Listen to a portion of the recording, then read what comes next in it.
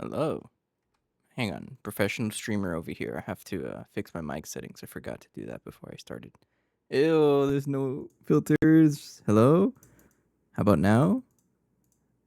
I'm just going to assume it works. I haven't even tested the voice. And let's also put some Spotify on. Oh, max volume. Of course you are. 1, 2, 3, 4, 5, 6. There's a sweet spot that I like to do for the Spotify volume. I like to just put... I silence it and then I raise the volume 6 times using the arrow keys. And usually that's like a pretty good level so no one's ears get blown off, right? Anyways, hello. Welcome back. 221 and we're still going. I also got some pretty big news. Actually, you know what? Let me make a quick post on YouTube as well. Endless stalling over here, but don't leave. I have a important, pretty big news to start the episode off with. Let me just post this on YouTube. Right there. Okay. So what is this important news, you may ask? Oh no, I got the camera set up.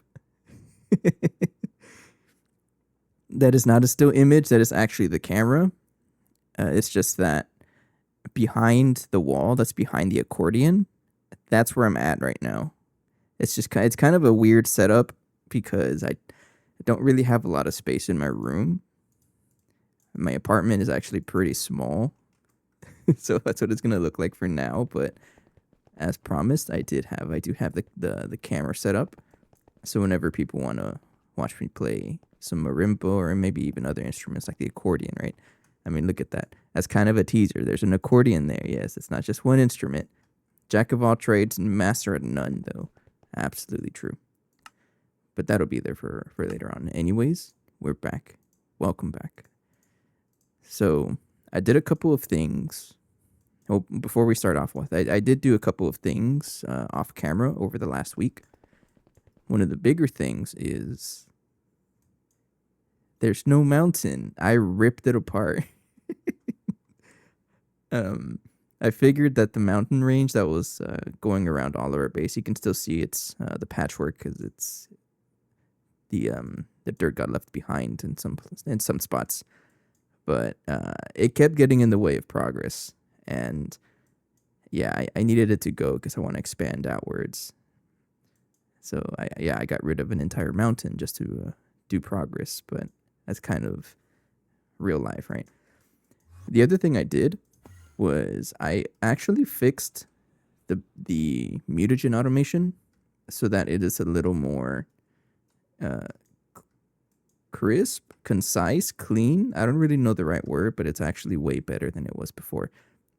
You'll see here that I really reduced the amount of conduits, and now it's going to be less confusing because before the volumetric flasks were being shared across all of the inputs, and it's not very good.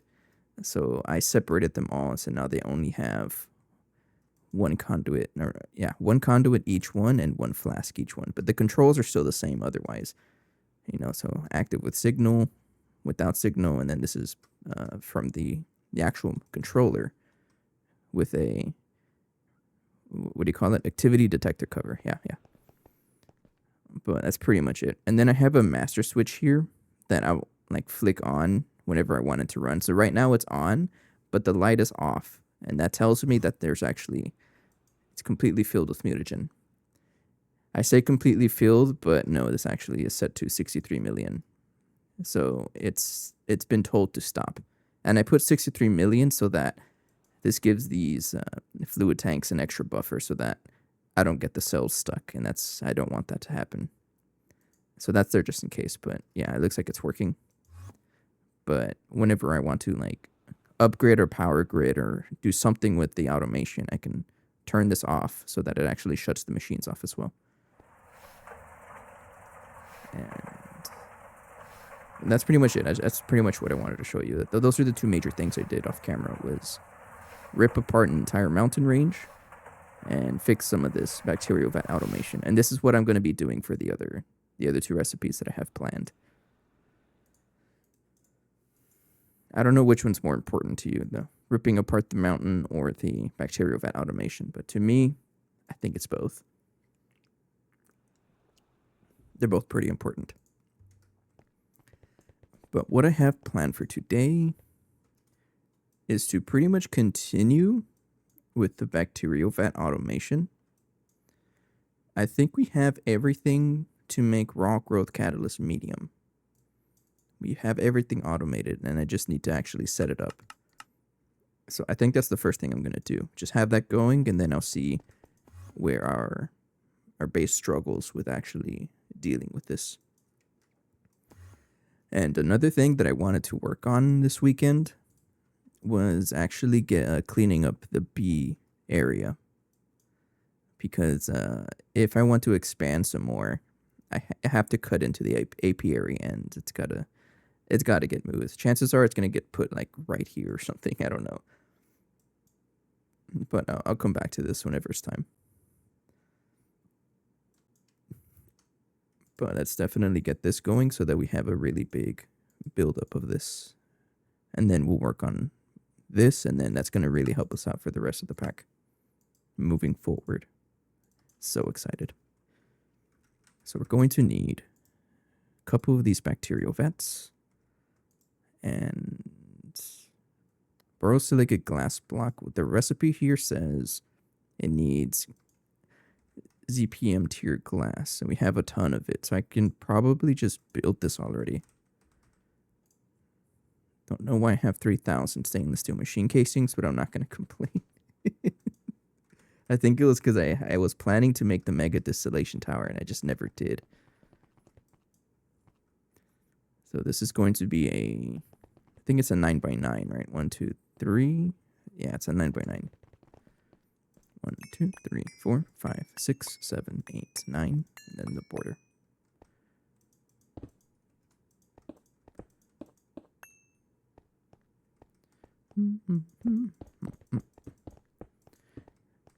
But whenever I do like some serious, not serious, but like modifying the base, for example, you see how this one is really close, and this actually breaks the rules because on the outer parts of a multi-block, the behind of it has to be the border, 1, 2, 3, and then the border, and then this is where the next machines start based on the furthest multi-block. So this breaks the rules because that guy is right here. I don't like that.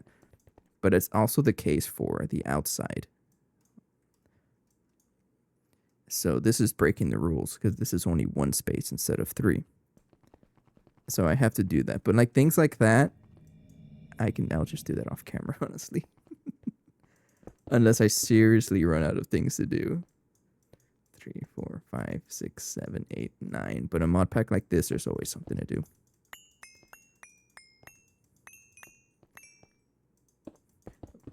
So stream watchers can hear a certain song that's playing right now, and VOD watchers, I'll bring it up. It's called Rapture by my cousins. Actually, my cousins wrote this. It's an instrumental song. There's just give their names.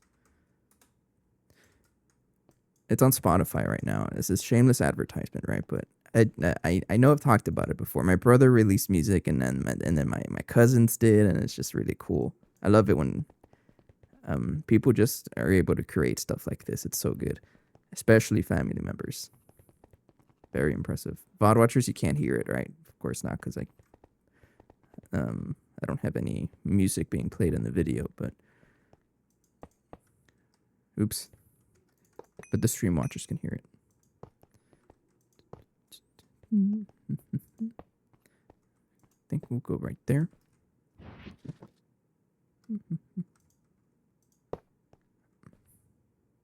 Oh, you're going to have trouble. I think you need to have 5 of them because we're using iridium tier glass. Yeah.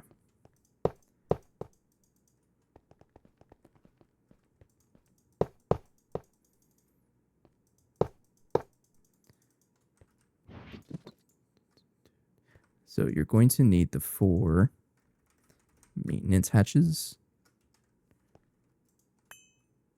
Right there. right here.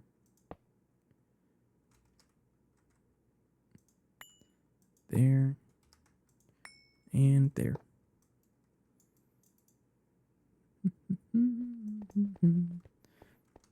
Then energy hatch. I think I'm going to give them UV for now. I can always upgrade it later, but that's the idea. And I'm going to start using the wood axe for things like this because I'm just going to clear it. Imagine if I just delete the entire multi-block. That would suck. But I like to think that I know what I'm doing, so I won't do that.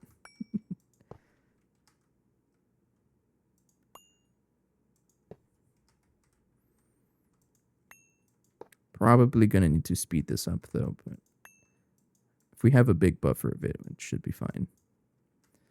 Okay, so just like before, we got to do some thinking.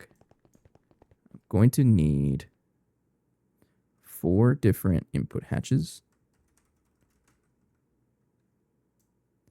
And we gotta think, how much fluid do we need? So this one is only going to consume up to 1,001. So 4,004 total. So you really don't need that much fluid. I can probably just use LV ones.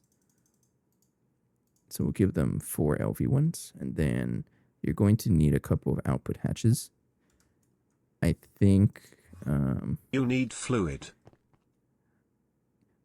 Okay, I heard that, and I don't know why. For the past like couple of weeks, I haven't heard the redeems, but for some reason I can hear them now. It kind of scared me. I got you. So, one thing. I have the camera set up, but it's in the other room, and it's kind of a pain to switch the volume, so I'm just going to say what I'm drinking right now and then show you. So give me a second. Let me actually show you. It's water. It's just simple water.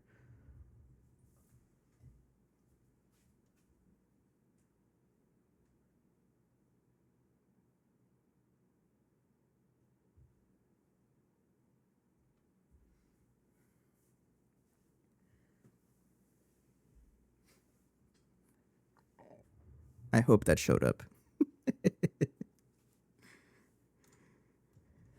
I've already made a decision that when my lease ends, I need a new place. It's time. Because this setup right here is not gonna do very well in the long run. I already have visions. I want my streaming setup, my content creation, my video stuff to be against the wall, right? But preferably in the center of a room. And then behind me is my music stuff. But I need it all in the same room, and my bedroom isn't quite big enough to fit everything, so I can't do that. But yeah, I pretty much decided I need a new place. It's time. So I'm gonna be copying this. We need 4 MV output hatches.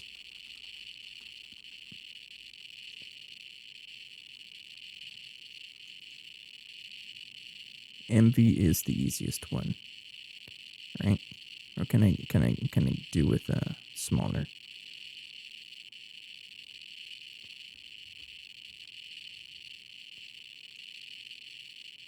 I can probably do a smaller. You're loud. Hang on. Sorry. I can probably do away with smaller because think about it. The maximum this is gonna output is 1,001 times 4. So 4,004. And we need to have enough for that plus half of whatever tank I'm going to use. So if I use an output hatch LV, this is 16,000, right? And half of 16,000 is 8,000 plus 4,000. Yeah, this is enough. So we use LV output hatches. I don't know if I'm making any sense, but trust me, it works. We need a radio hatch and a something to keep the items. So a stocking bus, and I think it's 2 of them because the inputs are being shared between both of them. So the very center is going to be the radio hatch. This just makes it cheaper to maintain the radioactivity. Because otherwise you would have to give quadruple the amount of whatever rods we decide to use. In our case, it's, I think it's Naquadah. Yeah, you would have to use like quadruple. But if they all share the same one, then you can just put one rod in. And they all work like that. It's pretty cool. Where did I have the stocking buses? It's 2 from either side. So 1 right here. And 1 right here. Input hatches.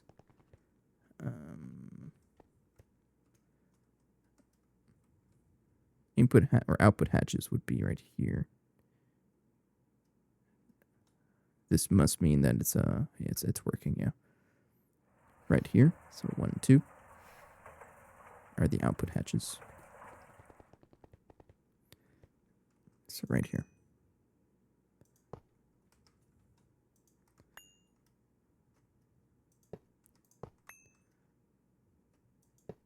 Mm-hmm.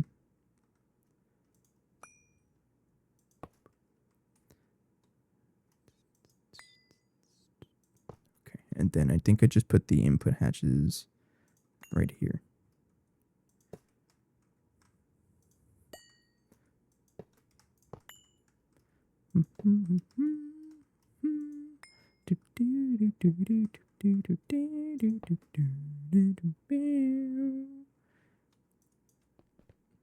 Oh, one more.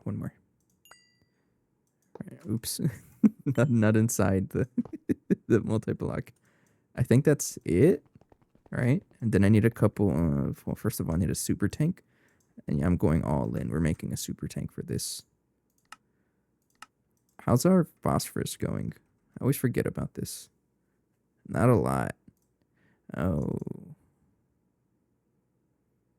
Consuming it for something. I need a better way of doing phosphorus. Maybe I don't know why we have 47,000 appetite in here, but we do. How's our this guy going?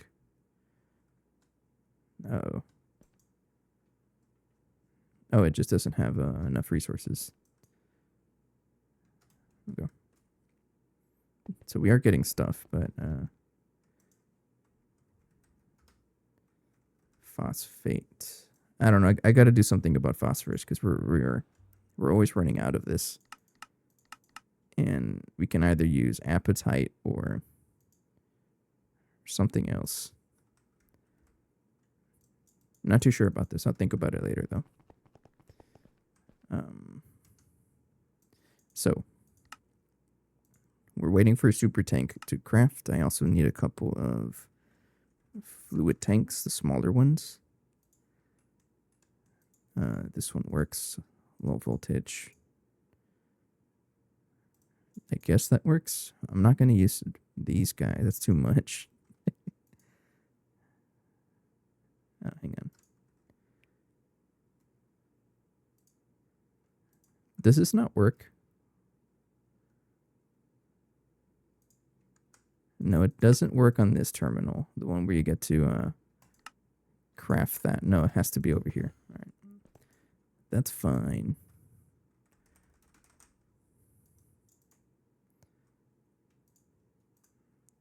I forgot the hotkey. It's control, right? Yeah. And then huge clay fluid pipe. Oh no.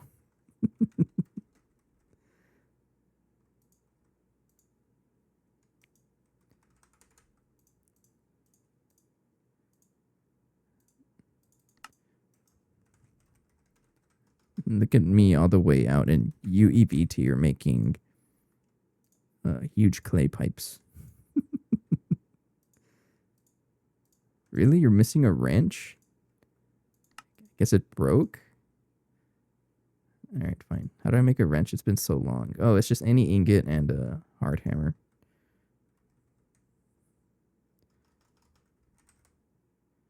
Isn't cosmic neutronium just really good? It's regular neutronium. Am I really going to spend a couple? Yeah. Let's do it.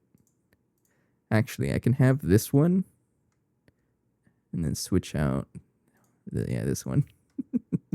And the thing I'm going to do that every time I need a tool, I'll just make one for myself and throw it in the system to use it. It's a fluid tank.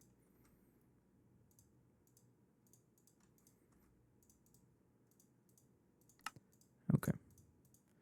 And then just give this a LUV pumps because I can. And then a couple of fluid pipes. I think I might as well use these guys because we have plenty of them. Might as well use them. And then I'm going to need conduit. Red alloy. Not allium. A activity detector. 4 of you. And some other things. I think the super tank is done. No, you're not. Ingots need help. I think they're crafting somewhere. Not crafting. We're just waiting for the blast furnace to charge up. Or the base to charge up. We can do the rest of that stuff here. So we put 1, 2, 3, 4. Put the fluid tank right there. Oops. Activity detector covers 1, 2, 3. How many licks does it take to get to the center of a Tootsie Pop? That's what that reminds me of whenever I count. Yeah, let me take a drink 1 second.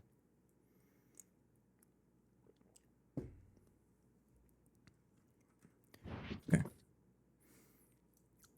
Not a scanner. I'm looking for the conduit probe. I'm going to copy these settings and I put them all over here. 1, 2, 3, 4. We do the same for these guys over here. Confirm that is already working. And I'm glad I set it up like this compared to what I had before. This is way simpler. Because what I had before wasn't even reliable. We saw it live. It was messing up. So this is just way better. All right, there we go. How many channels do I have?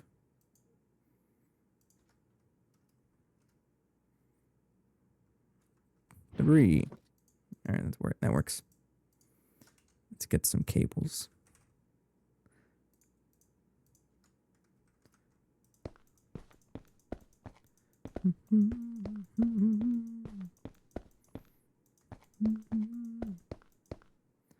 Okay, we need a super tank. That should be ready. Yes, you are. Hang on. How did I do this? It was interface first.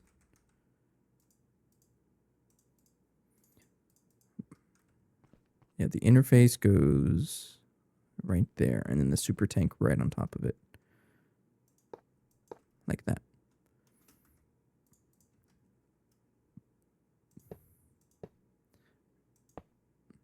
And then we connect the fluid pipes there.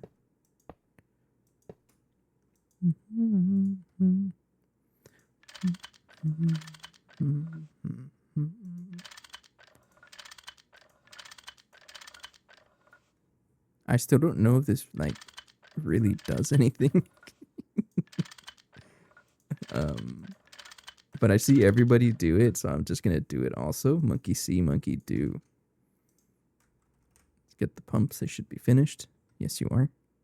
I think they're right there. Okay. And then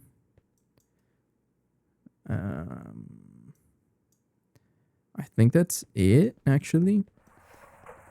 The rest of it is just plugging in our devices. Not yet. We need the translocator. 2 of you. A diamond nugget. And a piece of redstone. We only have 34 million redstone. I think that's the most redstone I've ever had in any playthrough. So, what kind of thing am I, or resource am I consuming for this? Good question. Long enriched Naquadon rod. Why? Does it actually matter? You're loud. Hang on. Can it not be the normal ones? Sievert is 140. Let me see this. What else can I use? That's not how it works. What a shame.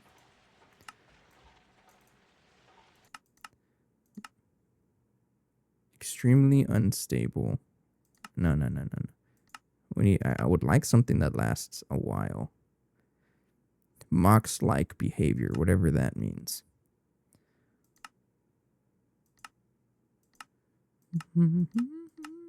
Is it exact? Exactly, yes.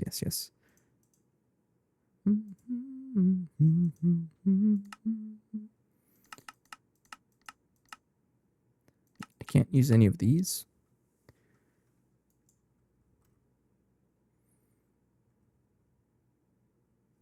I mean, I can, but this is expensive.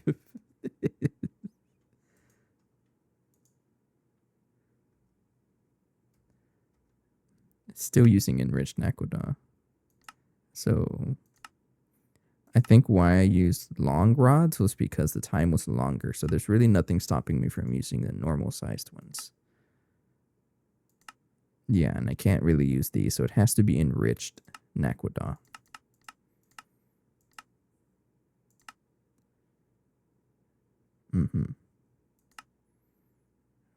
Flerovium. It looks like it's organized by Sievert, so this is probably the cheapest I can use.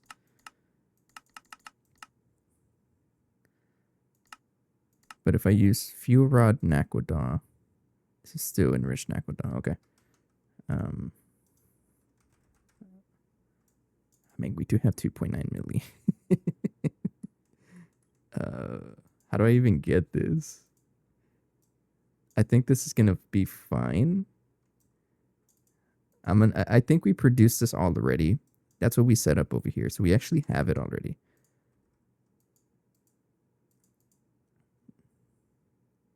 Enriched Naquadon sulfate.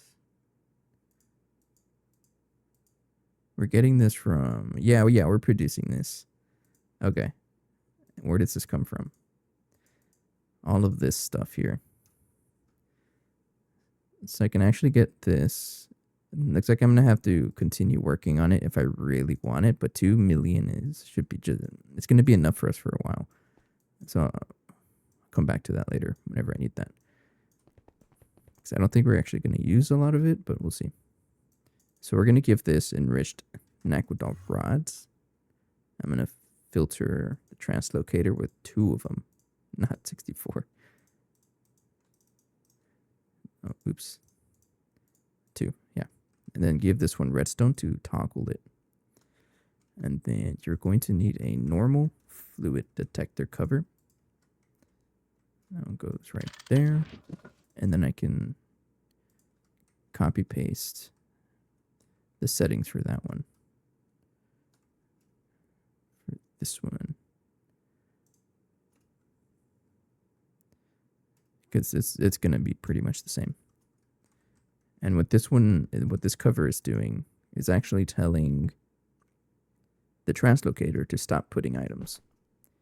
So whenever it's actually filled with 63 million, or 60, oh, it should be 63 million, sorry.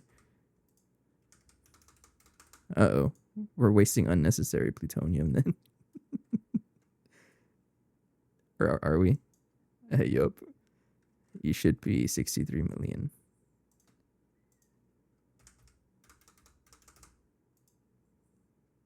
Yeah. So that way it won't actually produce any more than 63 million.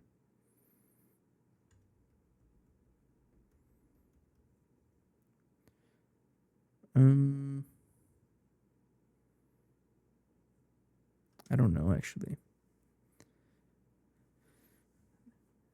There's a concern here. You know what? I can mitigate the concern by making this full stack. So what I was thinking was that if I ever stopped it while it reaches 63 million and then the rest of all of these machines stop working, it might happen where we don't have enough fuel or radioactivity in the radio hatch. So when that happens, there's a chance that the recipe fails. And if it fails, then that breaks our entire system because we will never have enough mutagen in these little setups. It'll probably get itself fixed though, but let's do that. Let's just put a whole stack in there, honestly.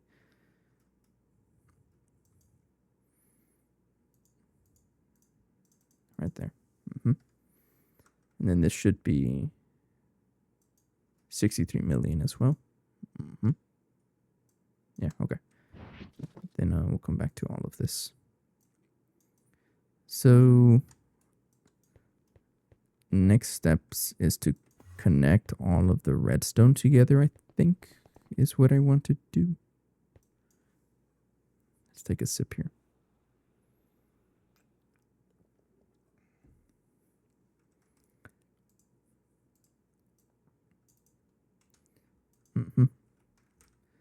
So get a lamp, a frame box. I think I just need one. So this one's going to be the same thing where I have a lamp here and a frame box over here just to be able to tell when I'm actually powered. So right now the state is on, but this lamp is off, which tells me this whole setup is stopped because we're already full in mutagen, so we don't actually have to run this anymore. So let's get all of the redstone together.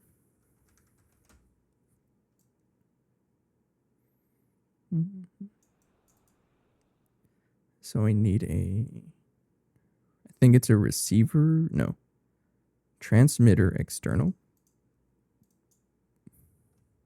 Yeah. And then wireless fluid detector cover.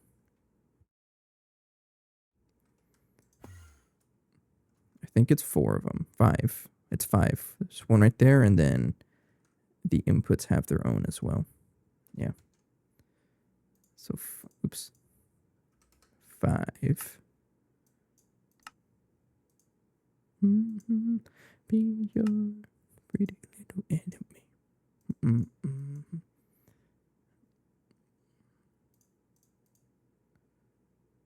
I need a receiver. Advanced redstone receiver. Internal, I need a couple more of you.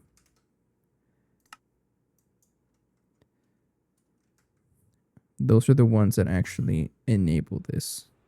Advanced redstone receiver internal, yeah.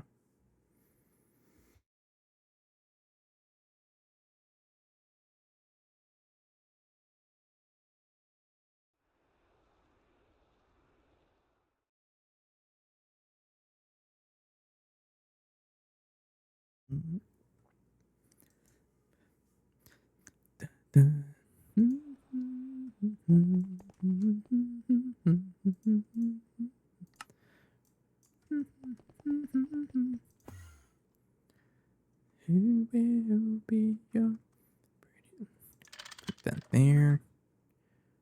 Right there. One right there. Right there. And one right there. Then I need a transmitter external. This one is, I think it's a redstone receiver. So I need another one of you.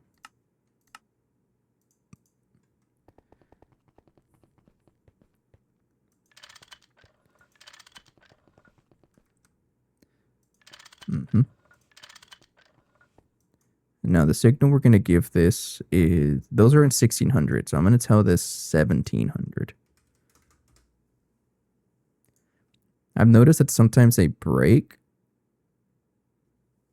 Um, I don't really know why, but I'm just going to save it as 1700 and hopefully it works. I found out that if it just doesn't work, the next best thing is to just replace them, change the frequency, and it for some reason works. Growth catalyst. Is that what it is? Growth catalyst. Yeah. Is 1700. Just marking it down on my little tab here. And then we'll go ahead and use copy paste tool. And I think these are just left on default. I think. Yes. We're one and the same. Thank you. So this is a advanced redstone receiver external. I can probably put this right there. You are 1700. And also they should all be on private frequency. Not sure why, but because it breaks sometimes. Now, I heard that these are buggy, and maybe the next update is gonna be able to improve them. I don't actually know. Let's work on the super tank one next. So this one is actually I'm not using private. No, I wasn't using private. Oops. Yeah, because I don't think I mean I don't really need private if I'm the only one on the server that is going to be messing with this stuff. At least I hope so. Take them off private. If it ain't broke, don't fix it. Just follow what you were doing before. Hey, breathing bomb. Made a 4. What is PBF? Is that the brick blast furnace? I'm assuming you made 4. That's actually pretty good. Which reminds me. Oh, charcoal power igniter is also really good. Oh, it looks like we have a very similar setup. But let me show you. Our original 4 bricked blast furnaces, we also made 4 when we were starting out. We actually saved it. It's over here. We made it look like a bear. We call it Mr. Bear. But this is our original. There's still iron in here. The OG brick blast furnace. It's still here. And also one of the, I guess 2 of the coke ovens. I didn't even know these guys are here. But all of these, so this is kind of like not very well. This is kind of like the nostalgic area. You know, you got a lot of dirt structures, old farms, and brick blast furnace, of course. This is the OG. Yeah, this has been here forever. We made this guy like on episode 3, I think. Episode 3 or 4. And he's been with us since. We don't use it anymore, of course, because there's way better ways to make steel, but he's there. It's so cool. All right, I think turn off private frequency before I forget. Yeah, I already broke. Like that. Where is it?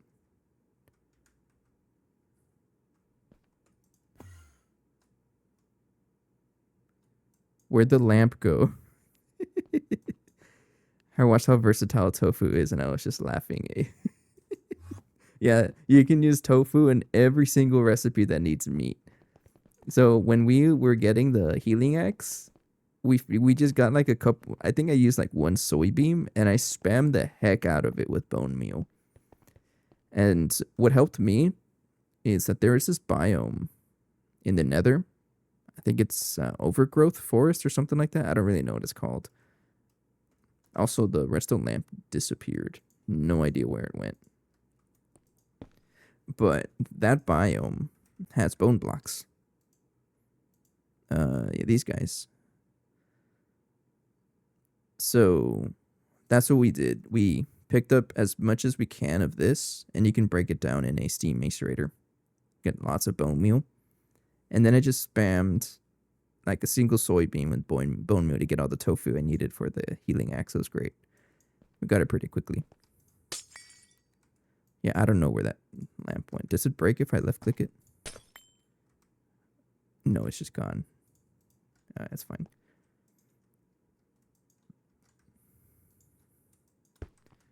Okay. So this one is going to be on 63 million, and you're going to be on 1700 inverted. Right? Let me check. I think so. Yes. 1600 is a different frequency. We want all of these on 1700 now. Now how much fluid am I going to use for this? Is up to 4004. So I'll set this to 5000. Like that. And then copy paste. Yeah, so the Tinker's Faucet is really interesting because I think how it works is if you right click it, it'll just pour all of the fluid until it's unable to. So I think if you had a really big tank, now I'm curious, we got to test this. We'll try to put all the fuel into another super tank. I don't have faucets really. Okay, good. I had a seared brick. It was the last seared brick I had. But I think how this works, could be wrong. Put it right there. I think it'll keep pouring until it's unable to.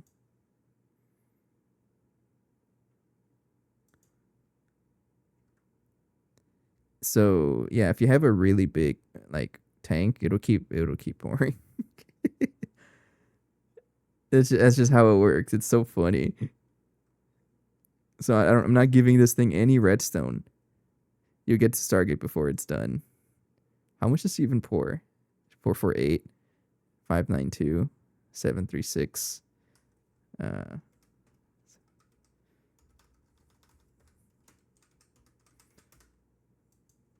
Is it really? It looks like 140. Yeah. I did the math wrong. It looks like 144 per second. I guess it's 1 ingot per second. That makes sense. That's slow as heck. Yeah, but that's how they work. It's really interesting. I don't know if you can like exploit that or if you even need to, but there you go. Some useless information.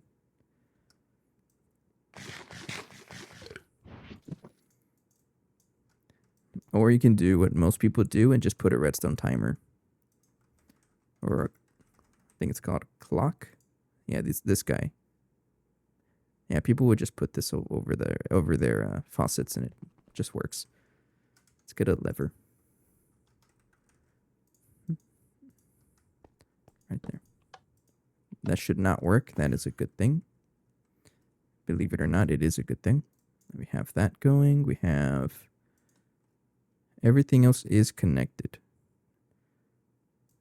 Using the right thresholds, frequency. So the idea with this is that it only will work when each bacterial vat has the correct amount of fluid to start the recipe. So in our case, it is 4004.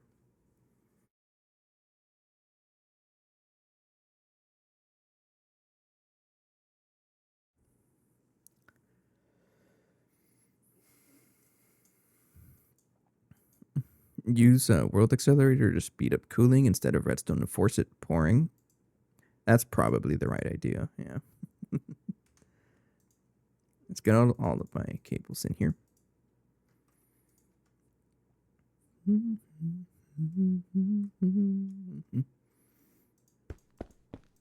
Right there. Let's give this a storage bus, fluid storage bus. Connect you to growth catalyst medium. Right,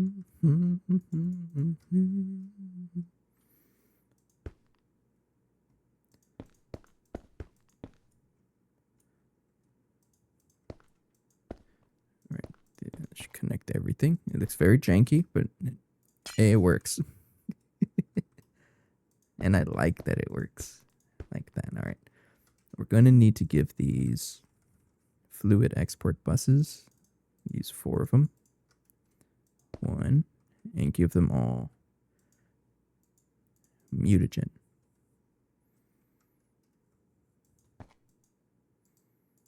So that is the recipe that you're going to be using.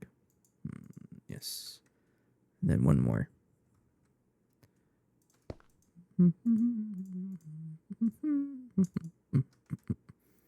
Okay.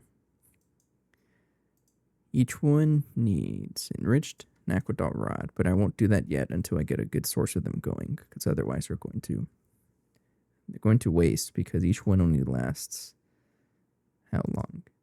10 seconds. Yeah. Yeah, wait, we got to do something. That's fine. We have 2 million enriched Naquadot, so we have some time before we see some serious issues. So the next thing I'm going to need are a couple of empty cells. And pick up some growth catalyst, this stuff.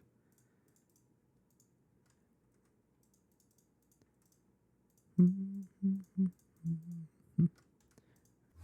going to put my emergency stuff over here so that we have enough to jumpstart it if we ever see issues in the future. And let's be honest, that it has a big potential to happen because I tend to miss things. But that is okay. That is how I learn. So each one will have only 8,000 because that is half of what these tanks can support. And you want it to be as close to 50% as possible. Exactly 50% is ideal.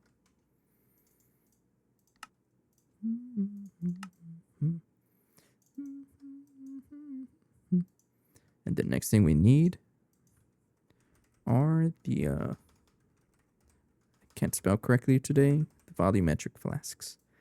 I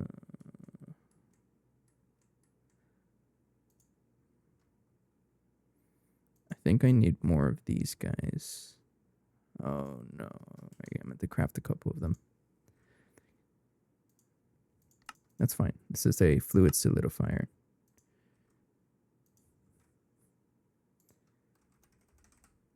Blank.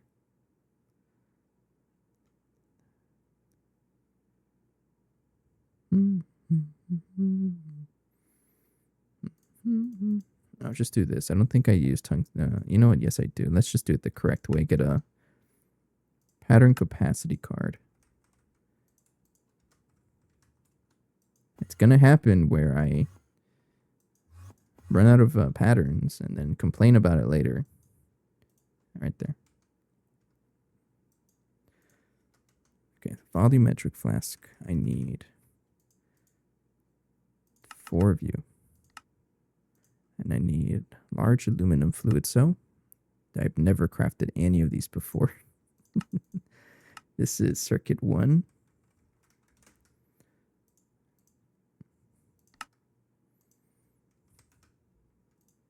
Silver ring. What the heck? I think I have an extruder for this.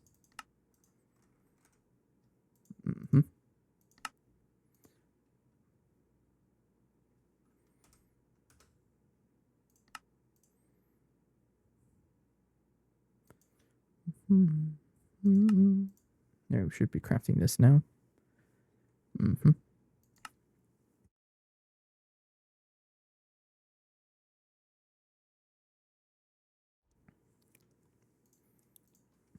Okay.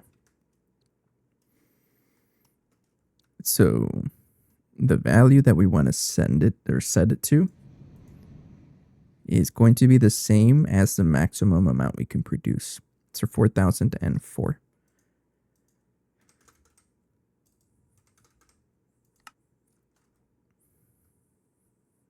Yeah.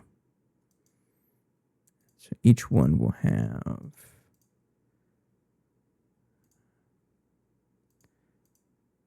actually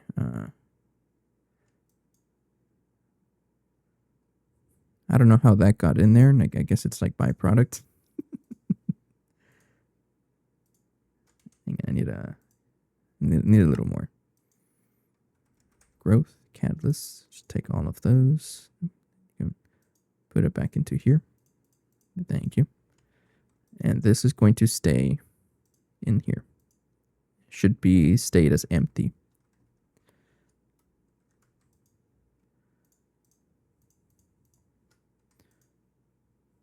Mm-hmm. Yes, there you go. So if I check the mutagen, they all have enough mutagen. And then, so you see that signal, whenever I see that signal, that means, why you're not working? You should be on. Yeah, it's gonna be a little buggy sometimes. It's so weird. What if I just do that? Maybe because it is a no valid recipe found. Hang on. 1700. I mean, this is correct. Like, because all of the conditions are satisfied, where it has enough input fluid in each of these input hatches, so that we have the most amount of output, and then we also have an empty fluid tank, so that this should be inverted. That's good to go. And then the last signal is the lever itself. And these all have to be set to AND gate mode. And let me check you on AND. Yes.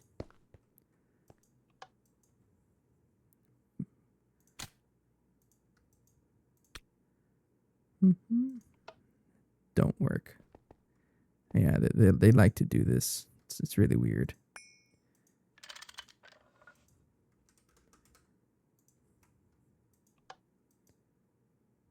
Why don't you work?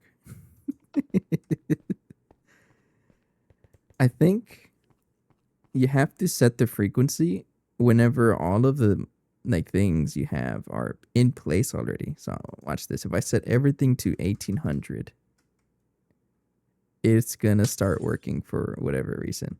Oh, you know what it is? You can't right click. I didn't know that. If you punch a lit redstone lamp, I guess it breaks. That's interesting. Anyways, I'm gonna use 1800. Now that all of the redstone, all of the covers are placed, watch what happens when I set them all to 1800. I don't get it. It's really weird, but I think that's what I have to do. Is whenever I work with these covers, do not change any of their frequencies until they all get placed. Until everything I'm going to be using is placed. No idea why that is. But I'm really hoping that the next update deals with this, because these covers have the potential to be extremely useful. If only they didn't bug out all the time.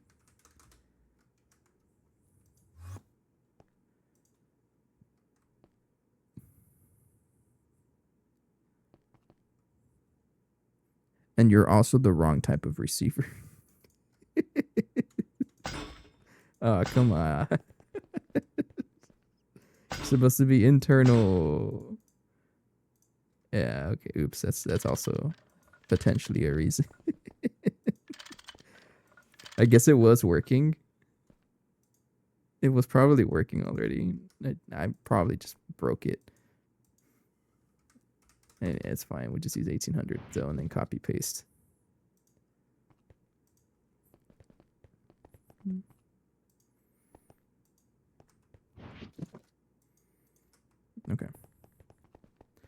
So if I redstone lamp is on, which means all of these should be on now. Yeah. Yes. Okay, so it was just a skill issue in my part. I still have to upgrade the frequency sheet though, so I can remember it. So right now we have growth catalyst is 1800 and now instead of 1700. I'm gonna take a drink.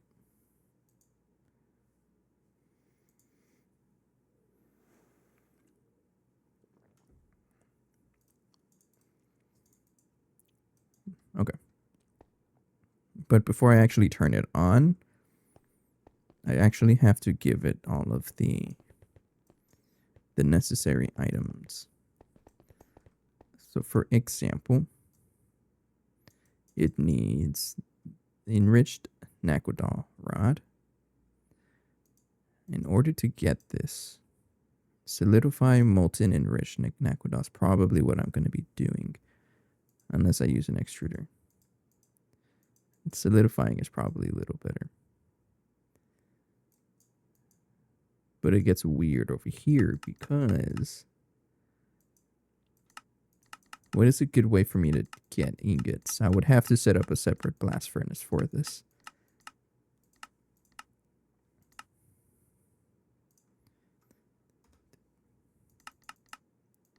Because I'm also trying not to use too much level maintaining because I don't trust it.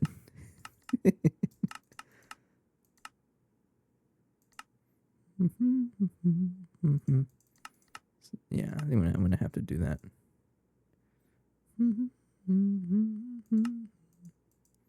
So we're going to need to cook a couple of these enriched Naquadal ingots.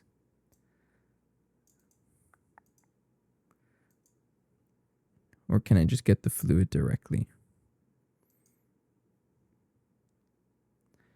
Not happening. So, I think what I can do is separately set up the EBF over here to do that. Yeah, I'll set up these guys to do that. But in order to like really make sure they don't break, I'm gonna give them maintenance hatches, auto tapings. No, not 2, not 10, just 2. Oh, of course you need phosphorus. I don't even know for what. We'll just start the craft and then the phosphorus will roll in slowly. So why aren't we getting phosphorus? Let me check over here.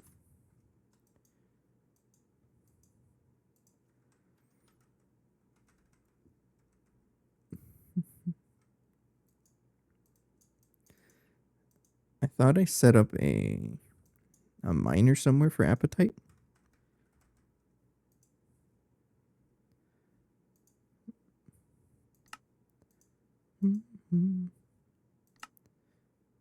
On SETI E. Let's go check it out. Warp SETI E.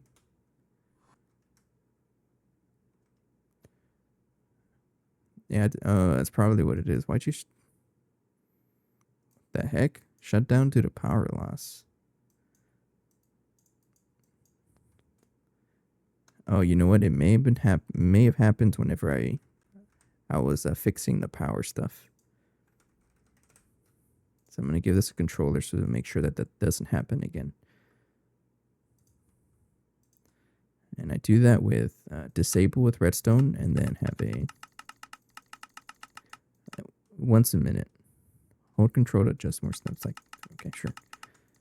Like that. So that if we ever have power failure, it'll jumpstart itself up again in every minute. That's probably why I kept running out of phosphorus, because this is where we get our phosphorus. If I check here, it's a bunch of stuff. But one of the veins is apatite. And so this is where we get most of our phosphorus. So I guess that's why we were kind of running low, because this wasn't running. Oops.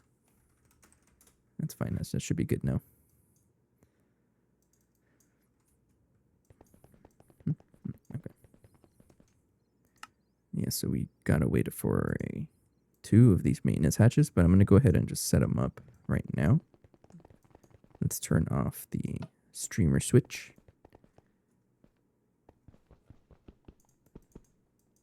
So I'm probably going to set this up to always run.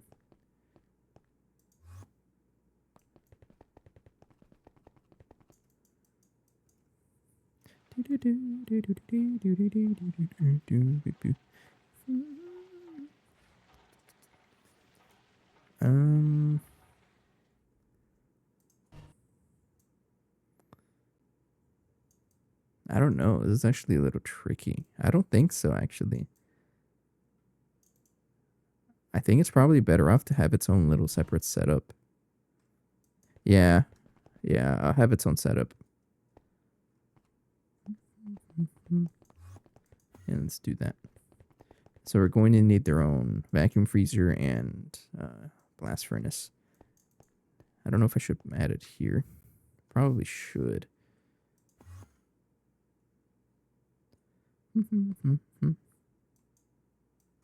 Yeah, let's do that.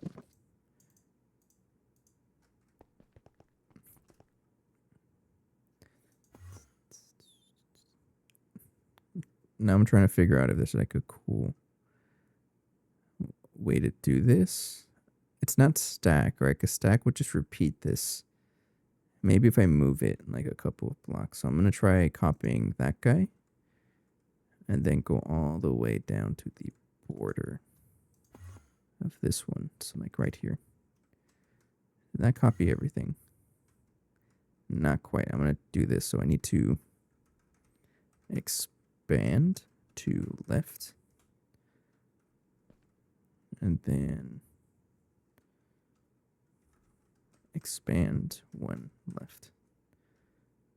So I think everything's here. And if I just move, I'm going to move 1 block in case I start breaking everything. Move 1. Yeah, like that. I think this is fine, as long as I don't rip apart anything else. So what I can do here to make my life a little easier is just go ahead and move it like, I don't know, 15.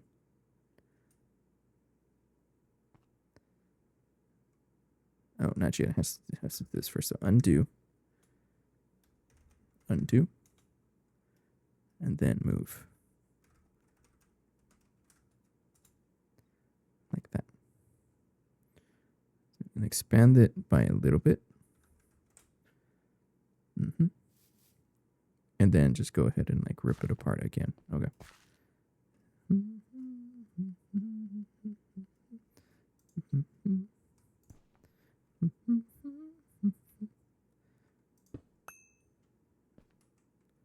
Alright, so set hand.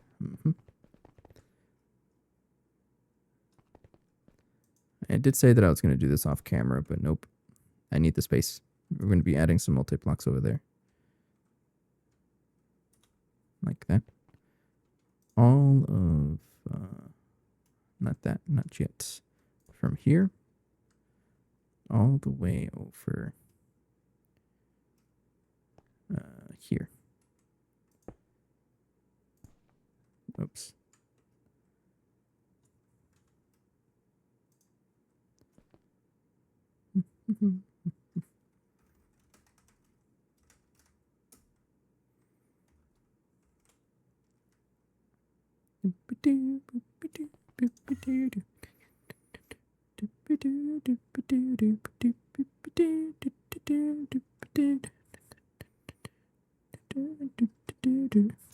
So right there, and then that would be lathe.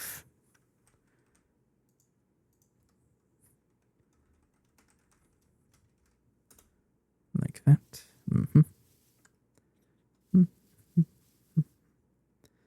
Copy. Copy. Paste. Yes. And then we break off all of this dirt. Don't want this anymore.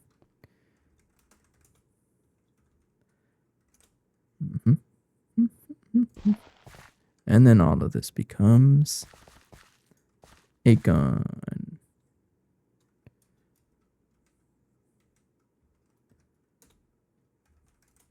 There we go. We have expanded the basement. Make sure it looks decent outside. It does not. Don't know what happened to you, but I'll cover it real fast. Yeah, I have no idea how this happened, but I'm just going to. I don't know. I'll just do this. Yeah, everything else looks kind of neat. I'll worry about the rest of the lines later. Oh, you know what? It might have been from expanding it. Out of sight, out of mind. You guys didn't see that. Don't tell on me. Okay. Bye. Okay, anyways. So we need to set up a way to get enriched naquadol. So because we can't really get the fluid directly, I mean, the ridiculous thing is to just use this recipe, right? But not happening. Because we can't really get the fluid directly, probably best by just making the ingot. And then, yeah, we'll make the ingot and then use a extruder to get the rod. It's probably what's best. No, I'm not going to use cryogenic freezer because I don't want to. And then this blast furnace has to do this. We're going to use this recipe here.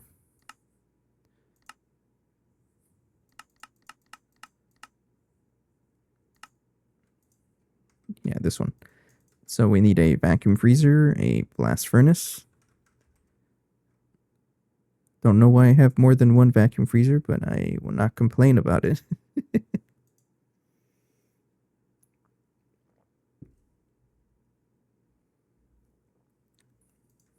Okay. Frost-proof machine casing. 100 of you. And then the blast furnace. Go ahead and craft one. No, I won't use Vulcanus either. Oh, look at that. Actually crafted kind of quickly. That's pretty good.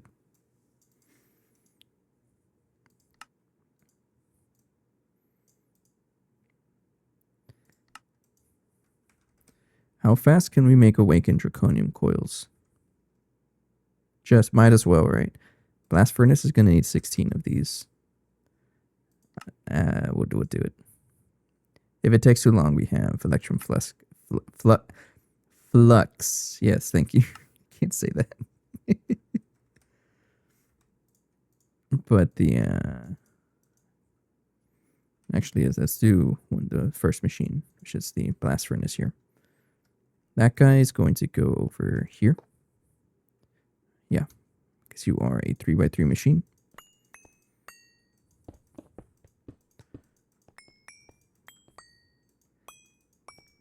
Our second blast furnace in the server.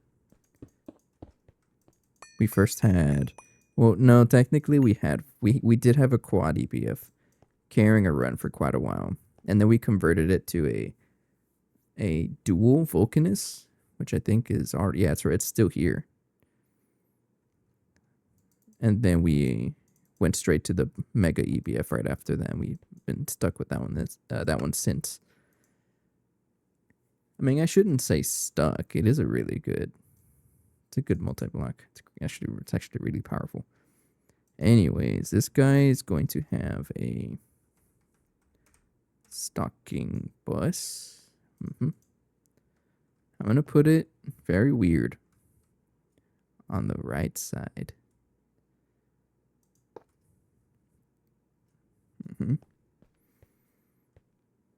There's a reason why, because I want the output bus to just be an LV one.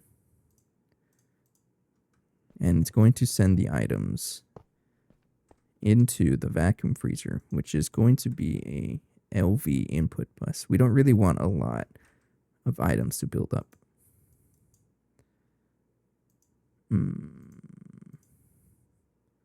You're lucky I don't have any LV input buses, so you're going to get HV. Alright, then the vacuum freezer is going to go over here, right next to the EBF.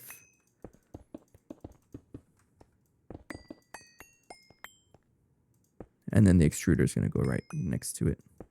Yeah. Probably also passing the items directly. Yeah, that's probably what's going to happen. Heck, I can even probably just wall share it, right? Well, not wall share it, but like put them all right next to each other.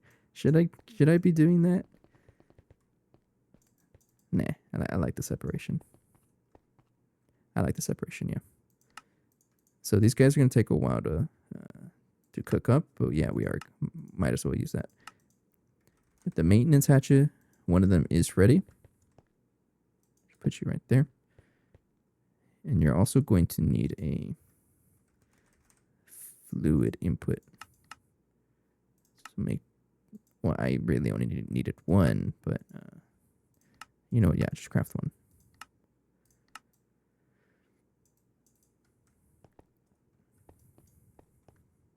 All right, and then we need the heat-proof casings. Yeah, these guys. And then 2 of you, and then the rest of the stuff.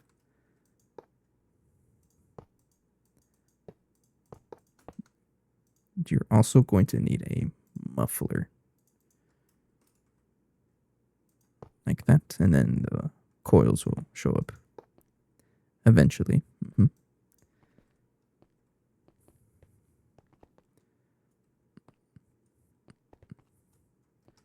Let's put the maintenance hatch back here, actually. Yeah, right there. Sure.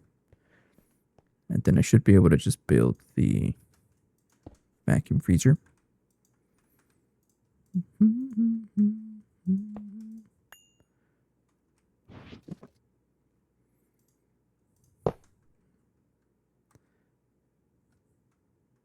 I thought it deleted our input bus.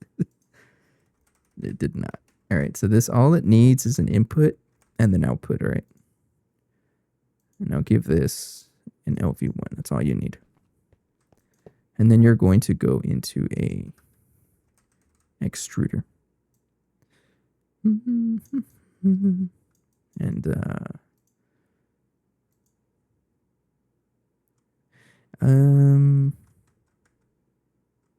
yeah, sure. CPM, why not? Needs to be a regular pattern terminal.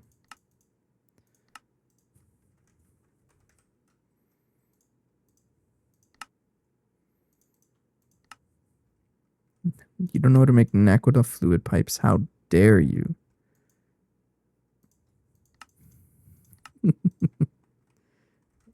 That shouldn't be too bad. Yeah, we have an extruder for it. I didn't mean to sound so rude. I'm sorry. Hurry up. Oh, you're so slow. You're really making me want to just use electrum flux. I can't say that word very, very well. But that guy is going to be right there. Right here.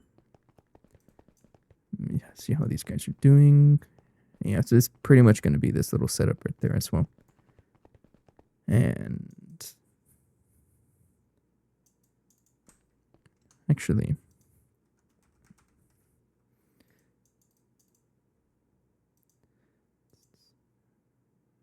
no, you are used for stuff, so I don't want to break this.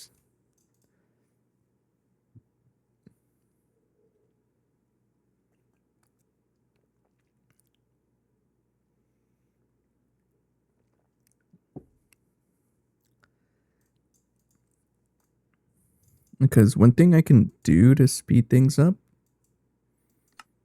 No, we'll keep it separate. Because I was thinking about it. Like, what if I just have a lot of these crafted? But these are actually pretty quick to craft. Yeah, it's only IV power. So no, I'm not going to. No, never mind. No, I won't do that. I was thinking of having them like storing their outputs, right? But nah, I won't do that. Like storing the ingots themselves, but nah. Still waiting on this guy. Barium cuprate cable is taking a while to craft. Probably because you're crafting, well, you're actually stuck on the draconium coil blocks. Yeah, you're blocking up everybody. So rude. I don't know why this happens. Every now and then it tries to, it gets stuck. And I don't know why. Oh, the base is charging. That's why. Yeah, the base is charging.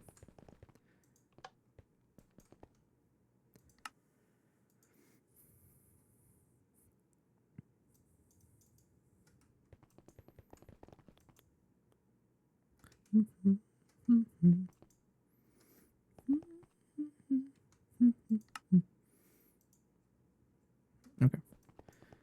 We'll leave that going for a little bit. And then I will what was I gonna do next? I think this is enough casing, so I'll just cancel that craft. So you're going to need a main attacher being worked on. I'm gonna give them all ZPM energy hatches. By all of them, I mean just these two. What are you talking about? Still? Sodium hydroxide. I guess we don't produce this fast enough.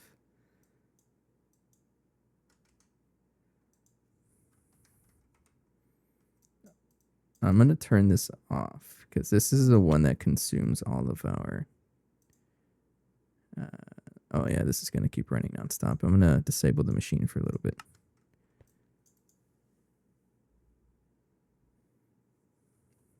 I mean, what I can probably do is just have it set up so it just stops running past a million, right? Just to let this stuff build up. Because let's be honest, do we actually need a million? Yeah, I'll do that. Actually, that might be a little tricky because this is already 32 channels. Uh-oh. That happens sometimes. You know what? Nah. Just disable it for now and then let this build up. You're being consumed somewhere else. Oh, you know what? You're being consumed here, right? In the autoclave. Yep. Yep. That's absolutely what it is. All right, so it looks like sodium hydroxide is still an issue. Honestly, I think I'm going to move this. I'll put it over here and make it a 2x2. Yeah. I think I'll do that. But let's try making the energy hatches and just craft them while waiting for resources.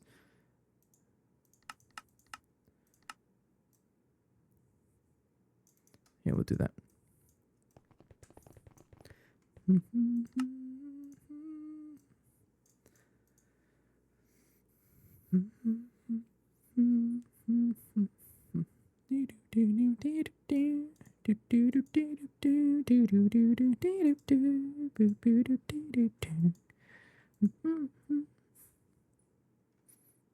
You got stuck again, didn't you?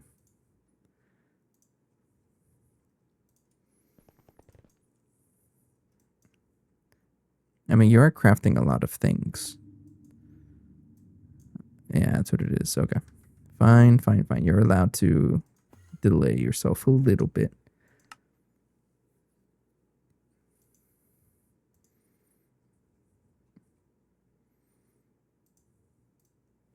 Yeah, it looks like we're going to need a lot of hydroxide, so I'll go ahead and replace this machine. This machine can be used for something else, and then I'll move it away. That might be what I do, because we're kind of limited on channels, and I don't really want to connect channels everywhere. If I need to upgrade a machine, I'll rip it out, put it somewhere else, and I can put something else over here. And then rinse and repeat, right? So the extruder, it looks like everything is just waiting on bioprocessing units. We probably don't need that many circuits because I think it's just trying to craft a lot of circuits at once. Yeah. So I don't think we actually need to do that.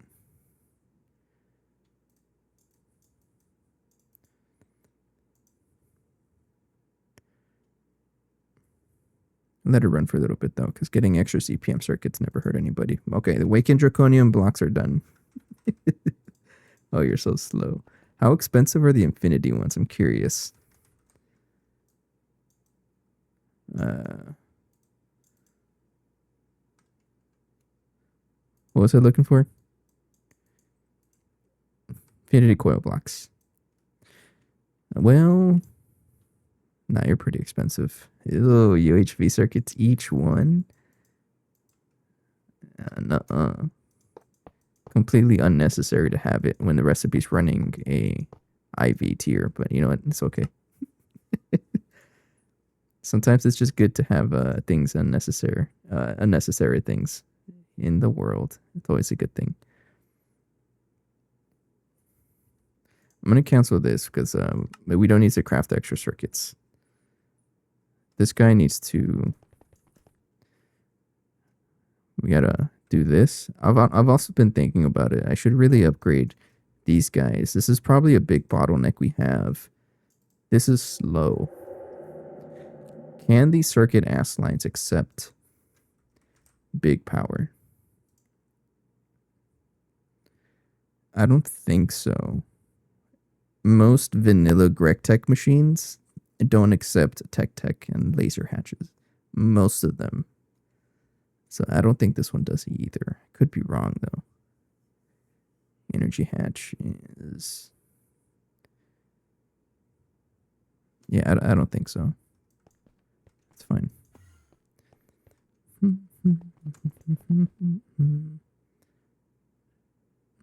I'm still generating power.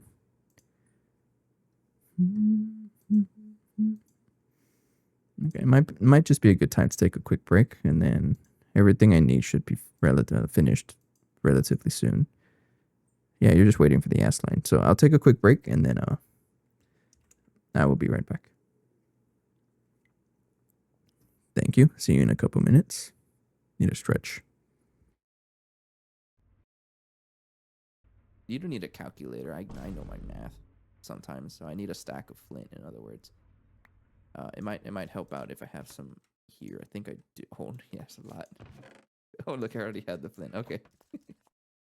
Is this like an AMA stream? What are we watching? Catching up? We're watching my slow cooker. This is slow cooker Sundays. What the heck is a sore from the door? Oh, of course it is. Okay, so the idea with these streams, by the way, is nothing is happening. It's because I always make food. This is the third time I make food in the slow cooker, or I wake up in the morning or afternoon or early afternoon and just put something in there and I hang out for the rest of the day doing my chores and stuff. That's it. That's what I do on Sundays. So I kind of thought to myself, why don't I stream it? So here we are now. That's it. There's no thought behind it.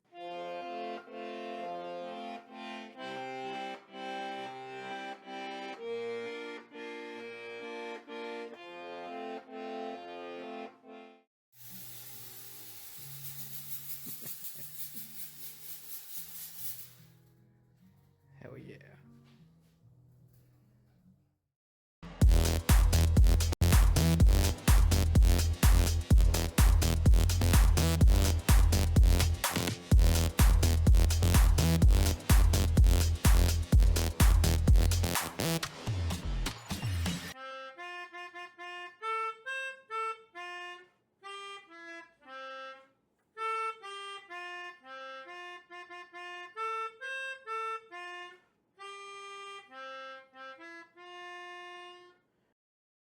I don't know how well you can hear that. But some people may not actually be aware of what I do. It's not just Minecraft. I'm trying to make it a mix of music, Minecraft, and the rubber band ball. The only place you're gonna find all three of them together.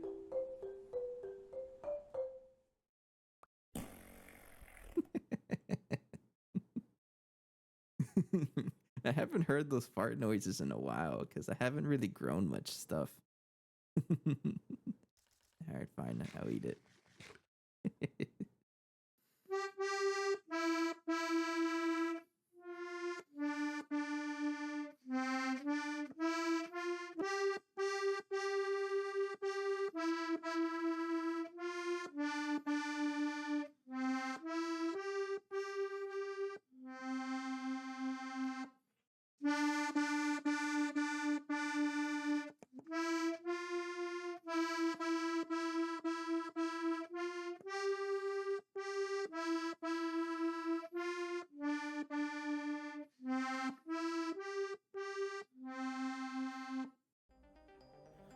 Is it going?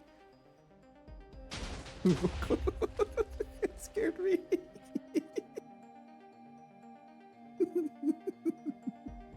At least Ben survived. Oh no. Oh yeah, that's the whole base. Goodbye. Okay.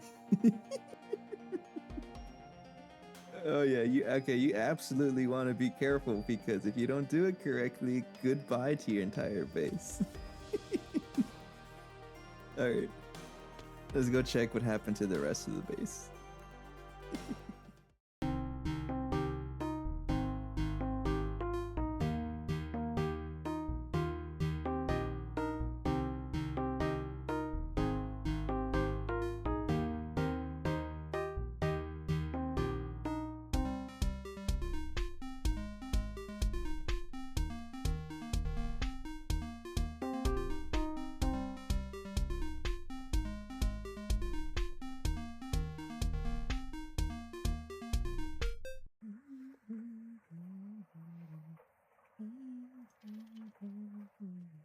Well, it went through all of that and only gave us 13.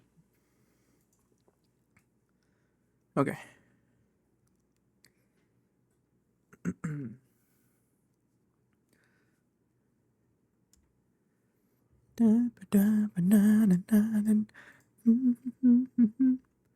Yeah, why do you get stuck?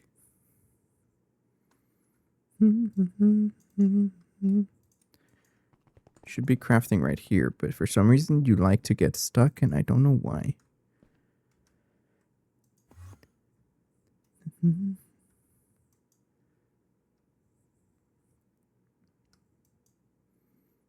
Yeah, I don't know. But if I cancel it and then recraft it, it just works.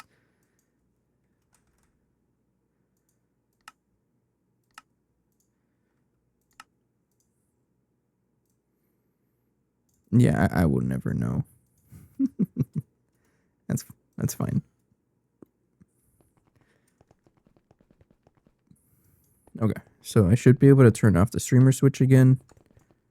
No, we're still generating power. Probably because something is running. I'll leave the streamer switch on. Fine. Okay, so we're waiting for the maintenance hatch to finish up. It's actually almost done. We had a couple other things waiting for us. For example, the stocking input fluid hatch for the blast furnace. I'll go ahead and put that guy right over here. And there are 2 energy hatches. So yeah, you're just both going to get CPM.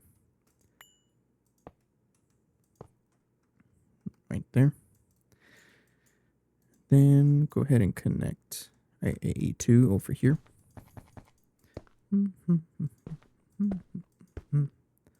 Right there. So you're going to be circuit 11. And you're going to have xenon. I don't know which one to put. I think it's GT++. Yeah.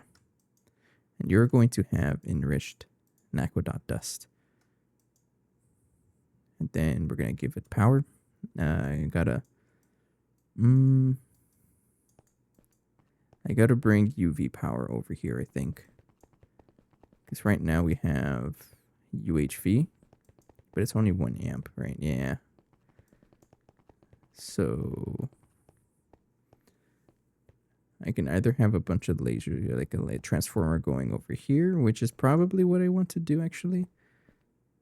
I mean, why wouldn't I, right? Yeah, let's do it. Get a transformer over here. So we need one of you. Transformer.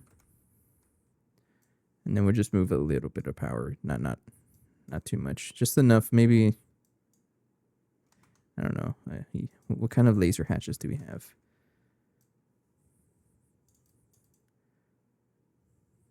This is probably fine. Oh. Yeah, this is fine, actually. One of you. And one of you. And then I'll upgrade it later.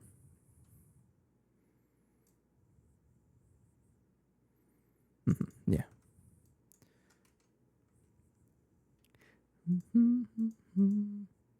So we're going to put this guy facing here and right here. Oops. Right there. Give it one of you. Right there. And you're going to need the superconductor, which is crafting right now. That should be done pretty soon, actually. High power casing. We need a couple more, actually. They're not that expensive. I honestly, now that I think about it, I say things are not expensive only if we can actually craft it. Because I don't actually look through the resources and, pick and choose. Like, oh, wait, that's kind of expensive. Nah, I just craft it. So this guy is going to have 256 amps of CPM right there. And you are going to have the other amount of amperage. I hate doing this, actually. Is this guy ready? So this is what this is for. I don't really care about the other stuff, but this is what's important. I want to make sure that this doesn't actually lose power. Turn it off first.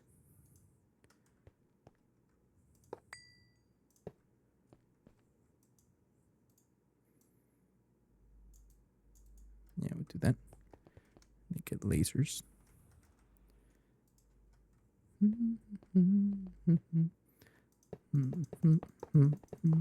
I think this is fine, right?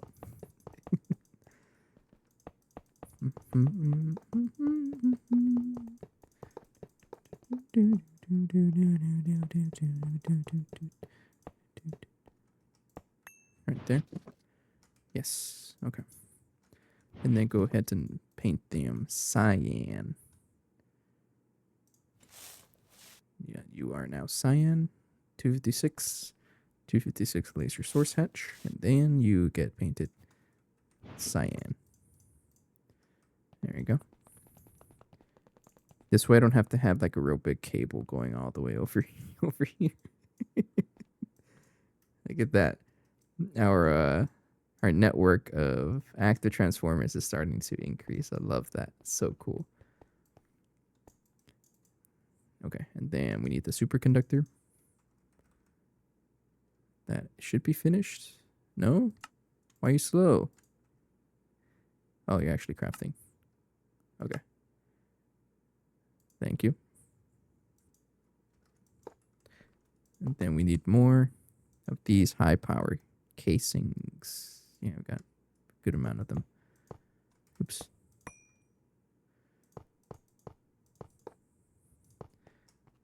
Now, before I turn it on, though, we need to give this some power.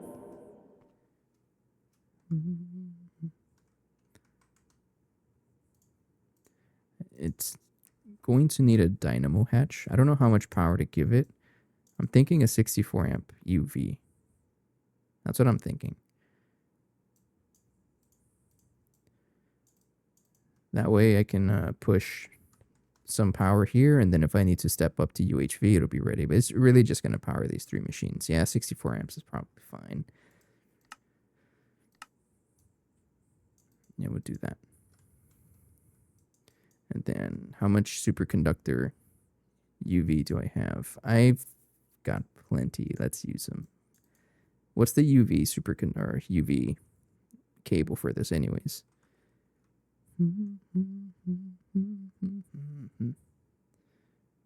Naquidol alloy, duranium, flux electrum is probably what I want to do.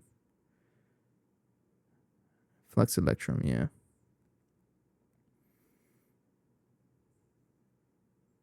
Not stellar alloy, ew. But because we already have plenty of superconductors, I'll go ahead and use these instead. So start connecting them over. It'll be 3 down, I think. 1, 2, 3.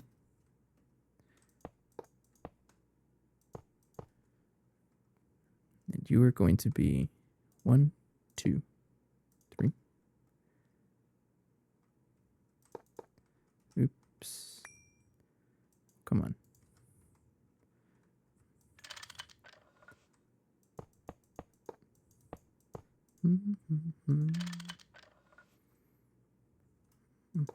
One, two, three. Okay.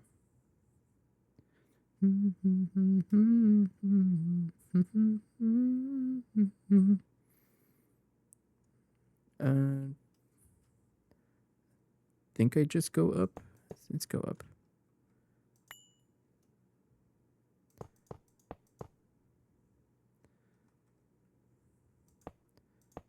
Let's do this.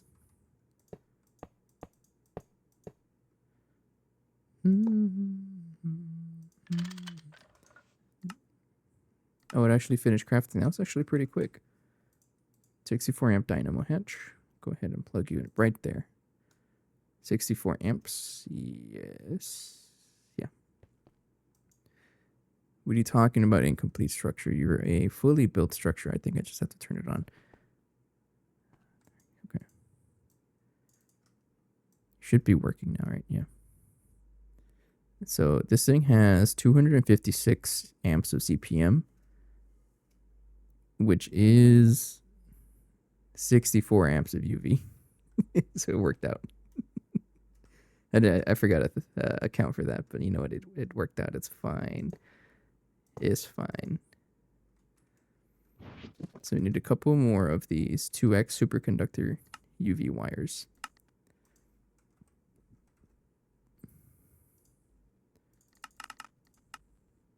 They're not that bad.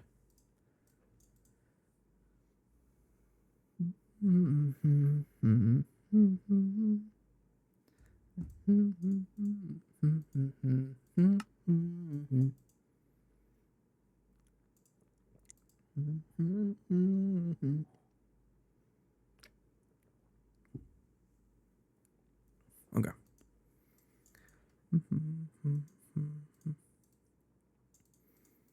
I don't think I need this anymore. Nah. I mean, we made one.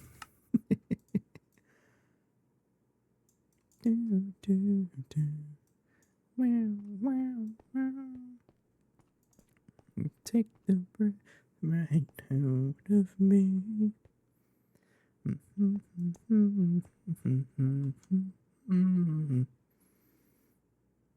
You're a little slow. Loss per meter per ampere. That's a lot. Ew. What's 4096 times 12? Does it just lose all of it? And if you have a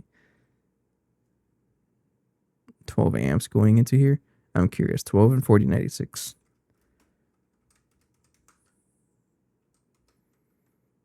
$49,000. So if you have 12 amps going into there and then you move it 1 amp or one cable, you lose 49,000. Oh yeah, don't do that. That would suck. Connect it.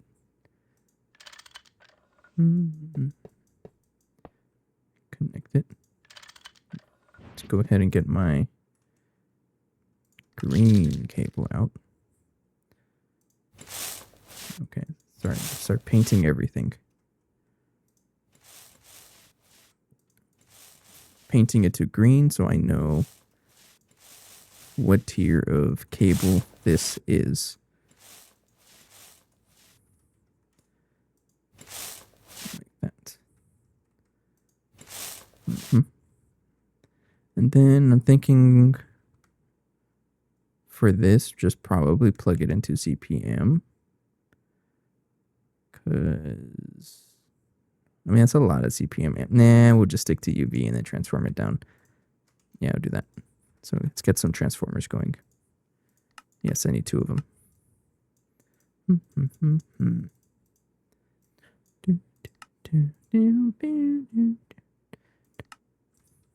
The other maintenance hatch is finished. So I can put that guy on the vacuum freezer. Make sure that this never breaks. And I would love to have more maintenance hatches for every other machine, because that's a little expensive. I want to get to a point where I can just craft them like crazy, but it doesn't look like we are. You're missing ether. I don't even know for what. Multi-layer. What do you even need ether for? Oh, you know what? It might push you the knack line. Are you missing something for it? Carbon dust. Not that.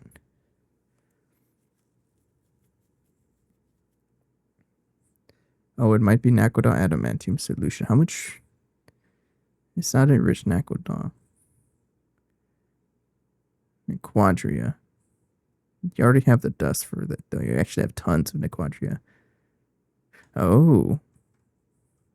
We're running out of Nakoda.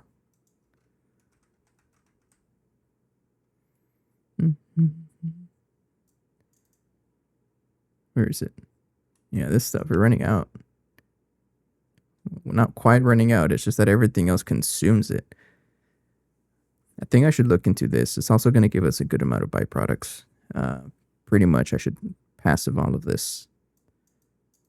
Yeah, I'll look into this soon. Anyways, we should be able to craft that. Yeah. Also get the transformers going. Thank you. Then plug it downwards and downwards. Input UV, output CPM.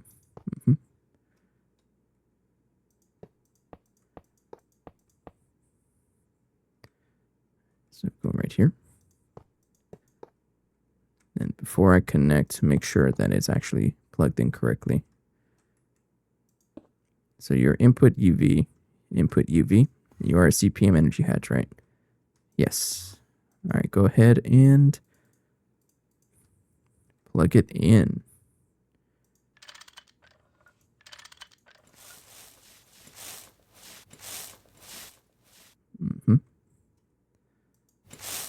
Okay. So those guys are powered now. This should be working now, no? Yeah.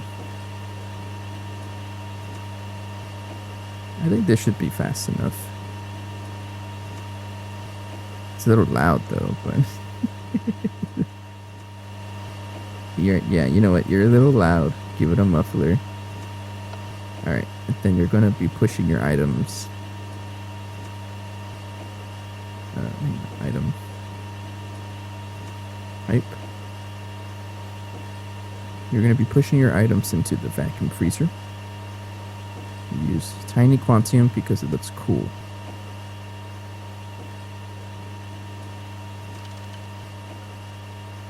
Okay. There you go. You're also very loud. I can't. Shush.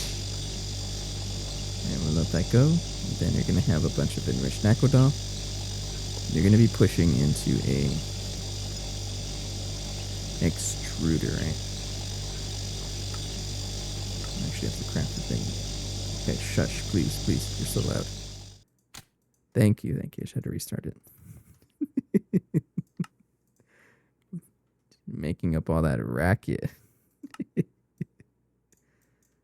That's done, that's done, that's done. We just need the extruder shape rod. And I think I should set up a recipe for this.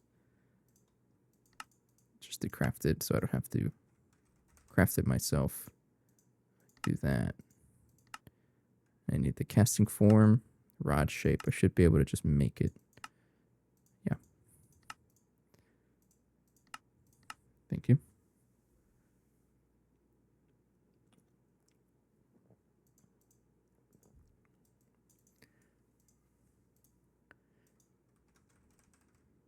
Okay, everything is done. I'm going to need another transformer to push the power into this guy.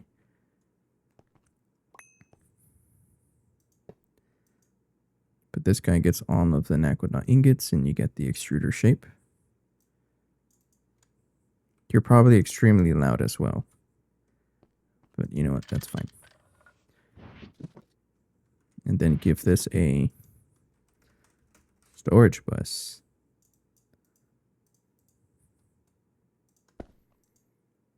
This is going to be enriched Naquadon. Extract only. There we go.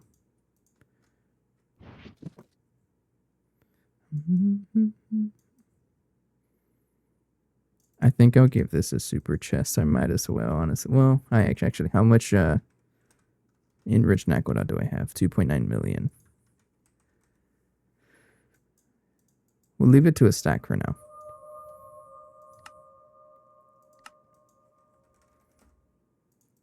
Because I know what's going to happen is I'm going to have a lot of items being crafted.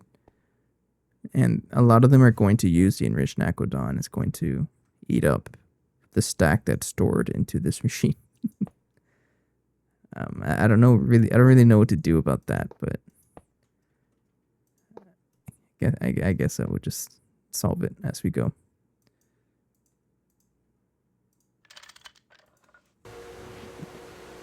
So that machine has started.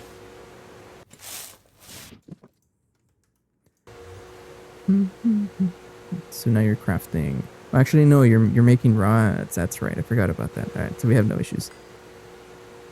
So let's get my facades going.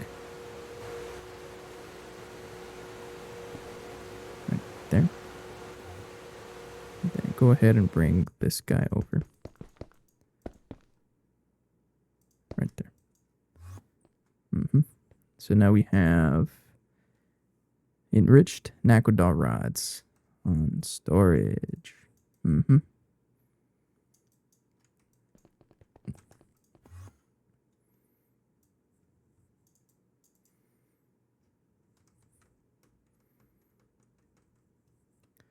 So I should be able to put all of this stuff here. Calcium dust and agar. One more time. Mincemeat, salt, calcium, and agar. And I think I also need to pick up the petri dishes. Did I put them in storage? Yes, I did.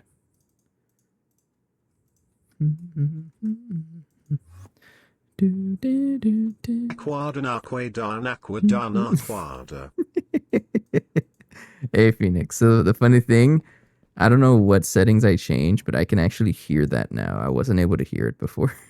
So now I can hear it. Naquadon. There's so much stuff to that.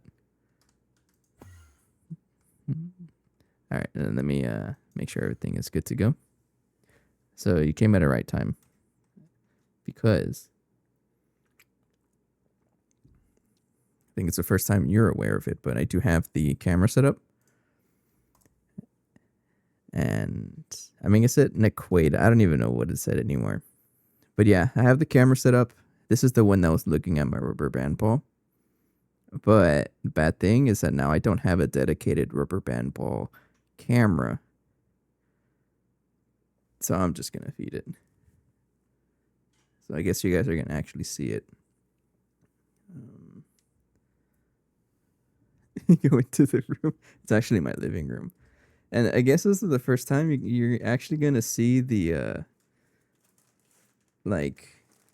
this might be a good time for you to see the sense of scale of how much the, what do you call it? The, sense of scale of how big the rubber band ball is compared to me, an average person, right? And also, I just noticed that you're not able to see chat. That's my bad. I set this up like right before the stream, the camera scene on OBS, so it's not exactly working. But let me do this. I'm not gonna have any audio while I'm over there, by the way.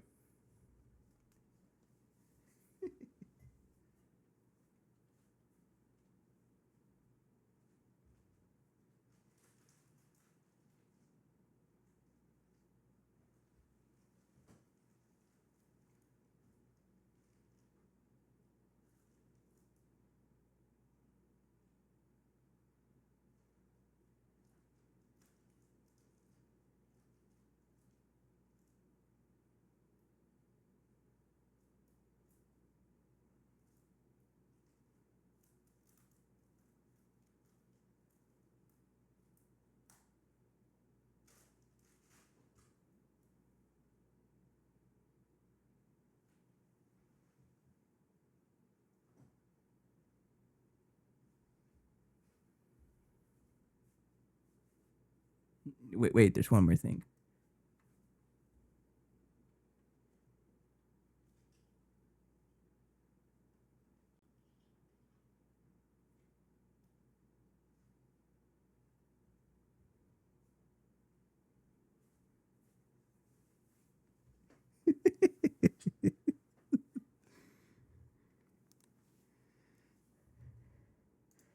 All right. Thanks for asking about that, Phoenix, and making it aware that chat isn't showing up during the rubber band ball stream or the camera.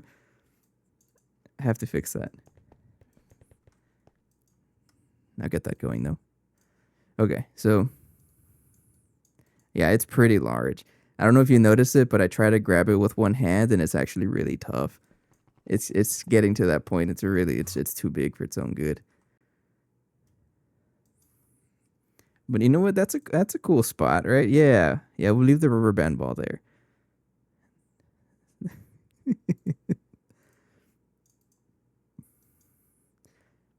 Average male or peak. What's the saying? Peak male living space. Yeah, I know. I don't really have a lot of decorations. So what? All right, let's make sure that this is actually running. We have all the resources necessary to run it for a couple times.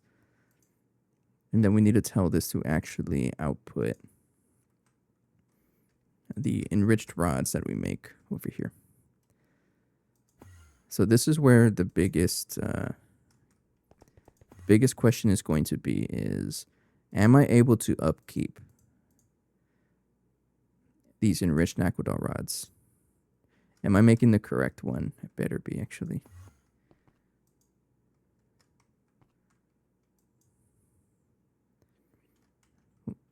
Can't see them.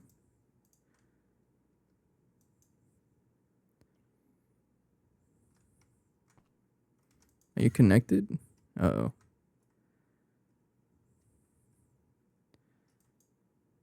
Rich aqueduct rod. Oh, you know what? I think it's because of the sidedness that it's not able to see it.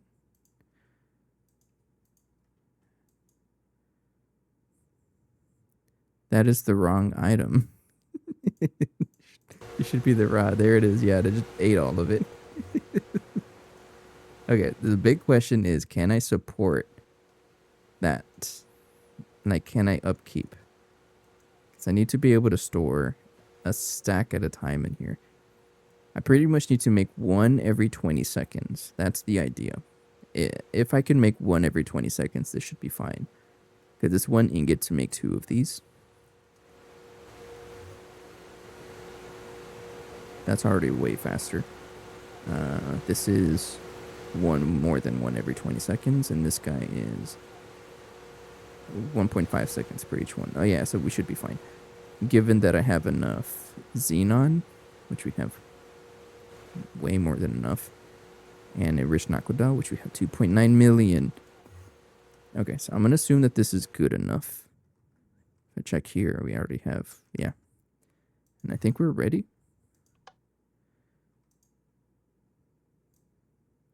So we're now crafting the raw growth catalyst medium, 4004. We got to make sure that that number stays.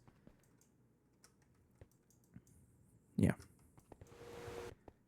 And then another benchmark is to see if we can actually support the demand of input. So it looks like it's going to be consuming. I don't really know how much it is. So 30. Multiply that by 4. So it's going to be 48 mincemeat every 30 seconds. And then keep going. So we have to make sure that we can actually produce all of these resources. And I think we can.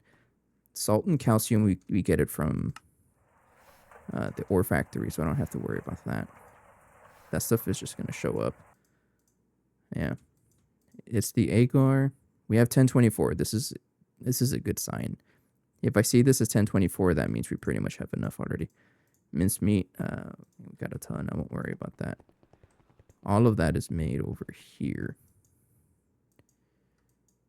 Yeah, we should be fine. Given that we can actually keep this running. And if I need to upgrade it, I can. Give it more power. And then like a output bus, I think.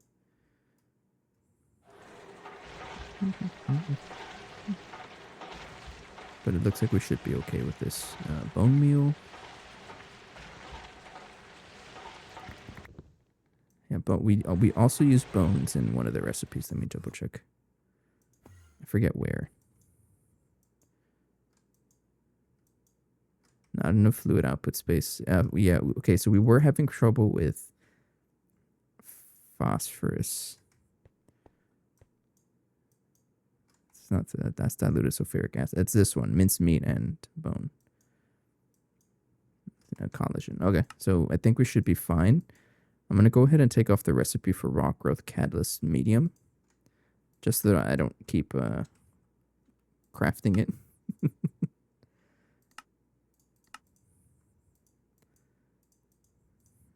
Yeah, get it out of there.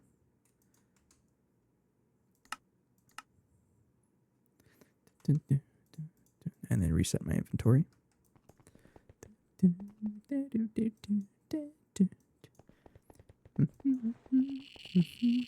can probably tear this down now. We still have 2 more bacterial vats to set up. Oh, this is a very big upgrade, but oh, we need to do this. We need to do this. So I should be able to just tear this down now, actually.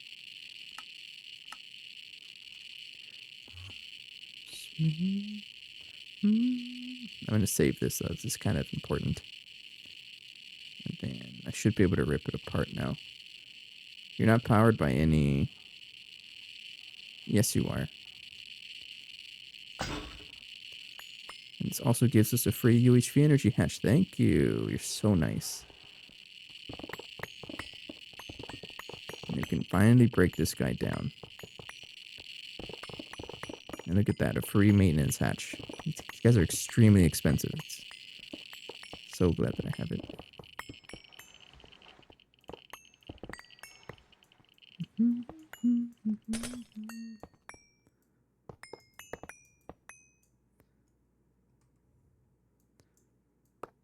Okay. And there we go. We have ripped apart 2 machines. This guy, I'll just put the fluid back. And all the items can go back. I did want to get the pump from... What was it? The fluid tank? Yeah, because this is IV pump. Well, it's not really that expensive, but you never know if it gets used somewhere. It probably will. If I'm complaining for a IV pump, we're doing something wrong. Okay. Next up, how's our infinity catalyst doing? We might need to set up something for this as well. Let me double check where I can get this. Looks like only on Vega B. Do I have a miner on Vega B? I might need to do this. I don't remember. Yes, but it's not a good one. It's not set up to our network yet. I think I should do this. So what else can I get in Vega B? Because we are going to be consuming catalysts for a while. Infinity catalyst dust. But what else can we get in here that we might be able to use?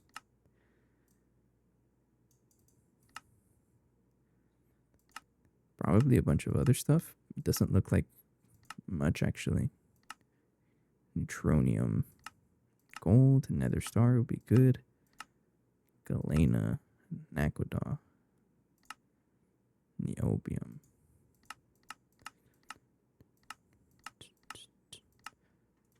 Yeah, we need to do this because we need more infinity catalyst, and it's gonna we're gonna need it for the long run, so I might as well do it.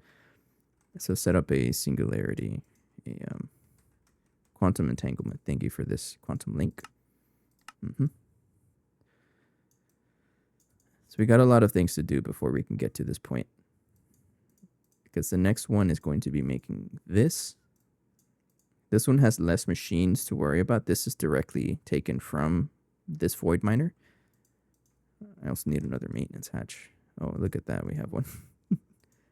Actually, before I do that, we got to deal with our phosphorus situation. What is a good way to deal with this? Oh, you know what? What we need to set up is the bee stuff. I think that's what's next. Let's do this. And what I mean is that I'm going to move the apiary to a permanent spot. Basically rip apart everything that's going on right here. Because we don't really need this anymore. Yeah, because we're not really using this. So rip it apart and adapt it to our new, more updated setup. This stuff is very outdated. And then maybe have the apiary running nonstop with appetite. I know I say that I don't want to deal with bees, but I really should. I really should. And make sure that we actually can. How do I say it? Yeah, we need to do this. To keep this running nonstop. And really the main issue with us keeping it running nonstop is the lack of maintenance. But we have auto taping now, so I can do that.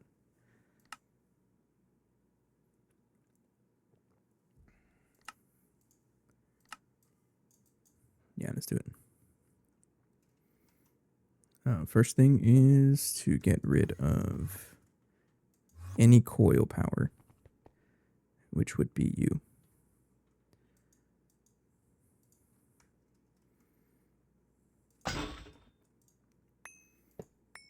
Okay.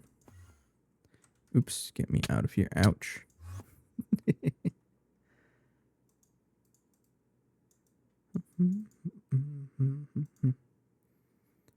So, I mean, moving this is going to be a nightmare. I really don't want to deal with this. Metrics transmitter cover, wireless activity detector.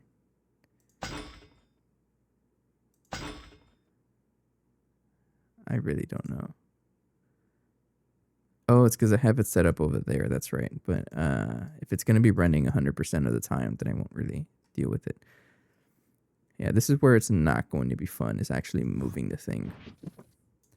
I know you might say, like, well, how come you can't just leave it there? It's because it breaks my rules. I don't want it here. I need to follow my rules. So let's do this.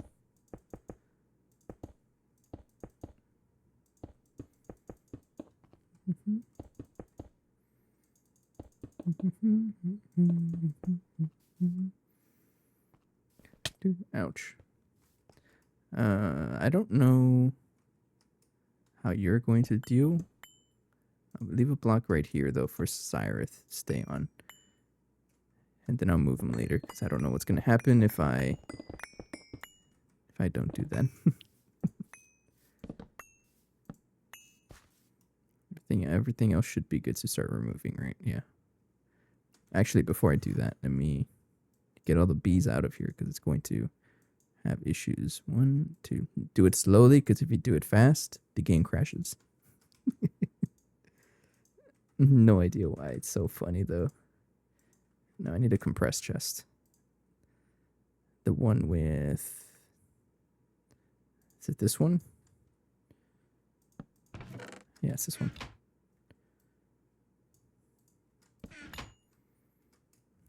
I guess I'll put this over here for now.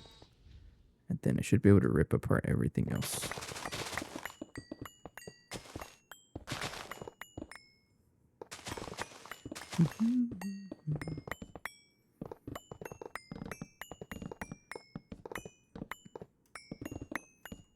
See, this is where someone that is a matter manipulator enjoyer would tell me off. Like, oh, you can just be using the matter manipulator. I know. Whenever the update gets here, though, I'm probably, not probably, most definitely going to spam the heck out of it. Because it sounds like it's a really useful tool.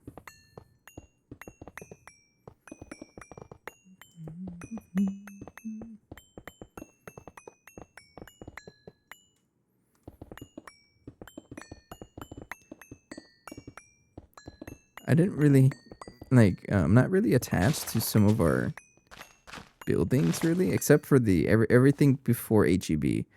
All of this, yes, I'm attached to it. I won't rip it apart. But, like, this part here, I'm not really. I'm okay with ripping it up. But if it was, like, a really big building, then, yeah, I wouldn't touch it. Or another thing, like a massive mountain, I would not touch it either.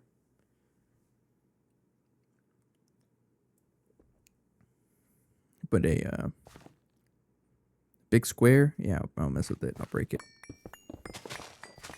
That is fine by me.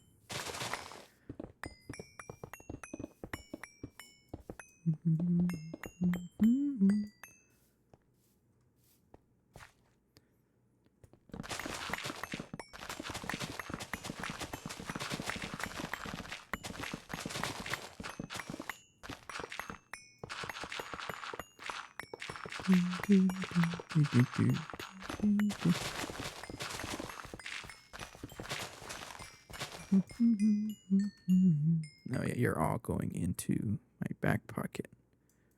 Into the storage, because there's just too much stuff for me to want to deal with.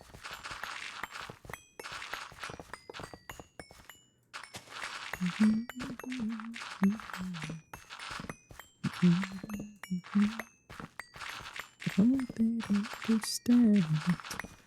No, just the so grow up and be the man.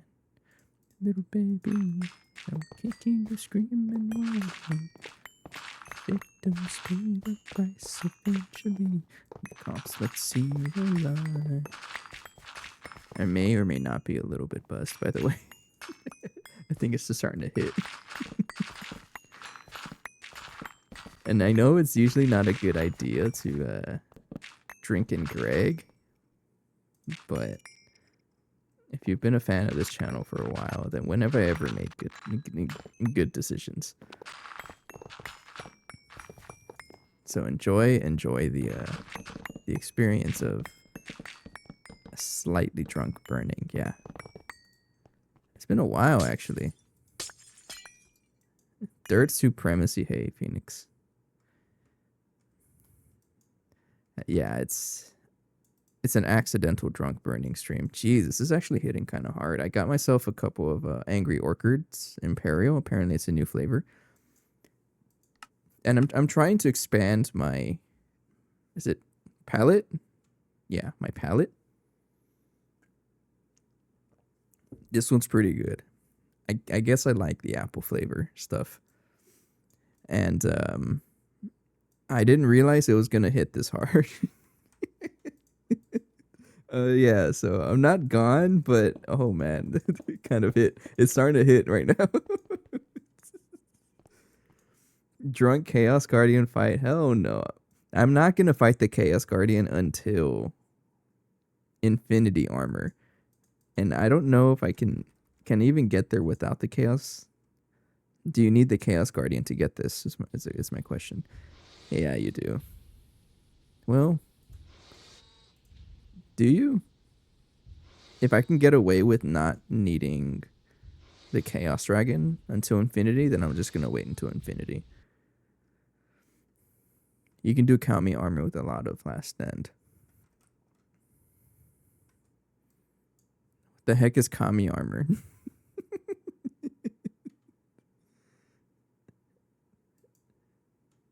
Oh, ichor cloth. Sir, call it ichor cloth. I'm joking. Sorry, it's mean. Oh, I'm guessing you mean. Is it just this cloth stuff then?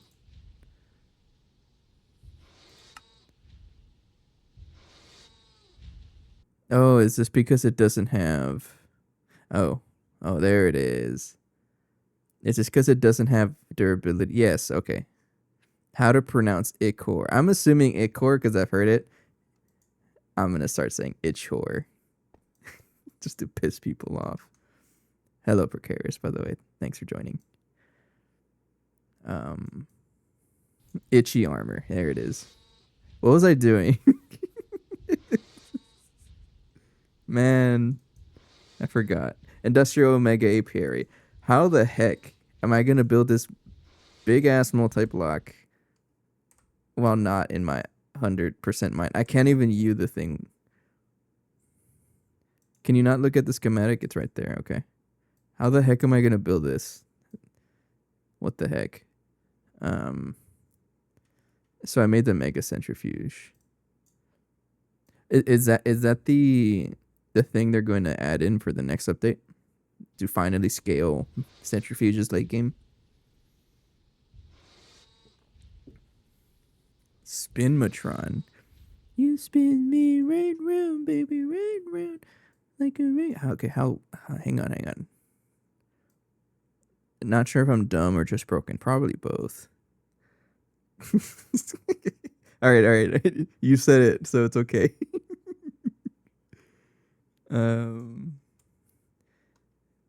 This is a 15 by 15 multi-block.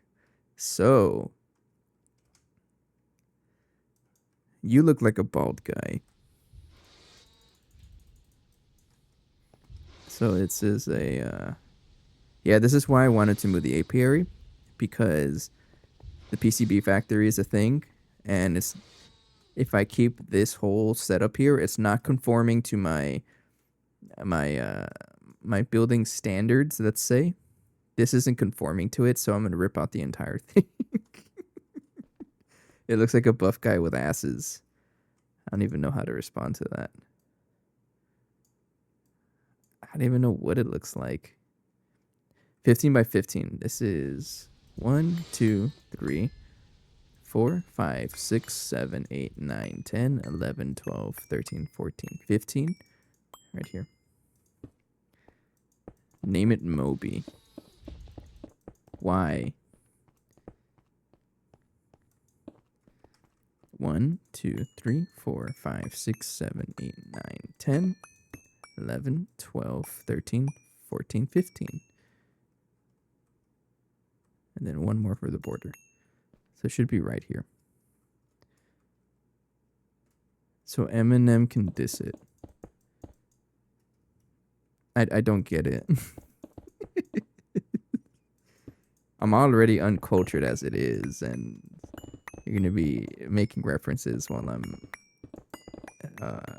trying to sound smart here. Inebriated, right? Let's say inebriated. I ain't gonna get any references right now.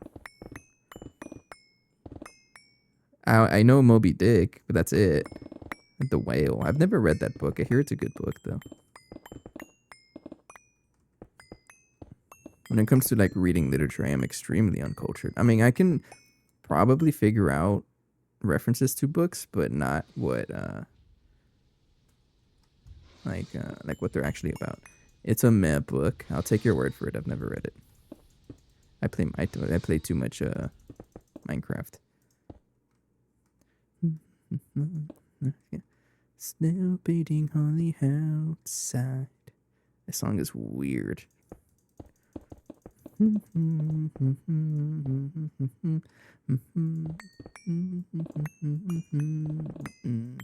Moby the music guy. I don't know who that is. Is this a perfect square? have no idea.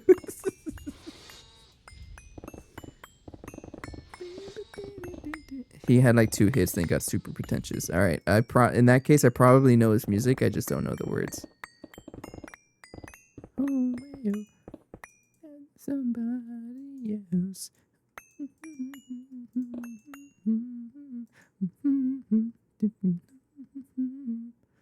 How many others came before me? Oh, well.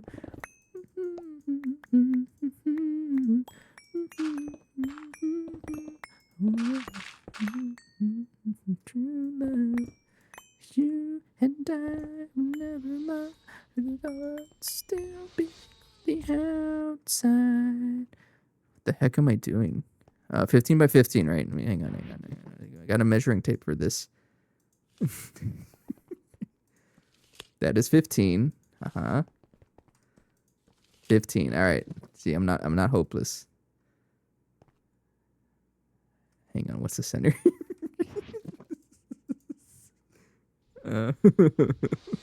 Here. This should be 6. Oh wait, no, or 7. 7. If this is 7, oh no.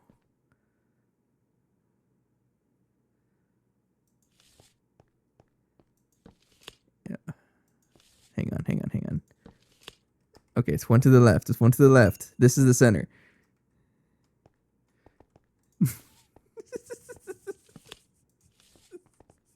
Yeah. Okay. And I can analyze our hearts still beating on the outside. 1, 2, 3, 4, 5, 6, 7, 8, 9. 1, 2, 3, 4, 5, 6, 7, 8, 9.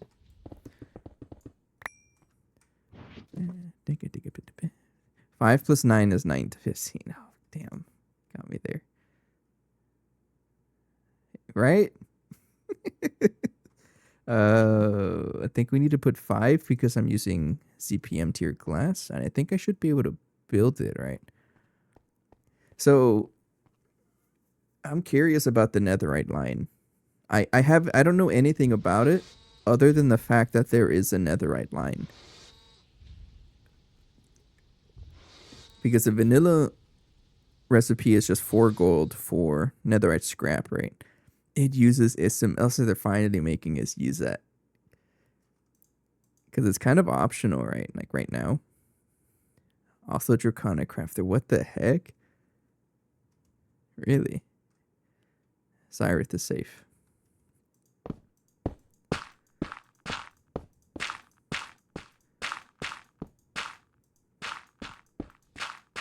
Just watch me like build it 1 block off. I probably should have triple checked. And then I have to rip apart the entire thing again.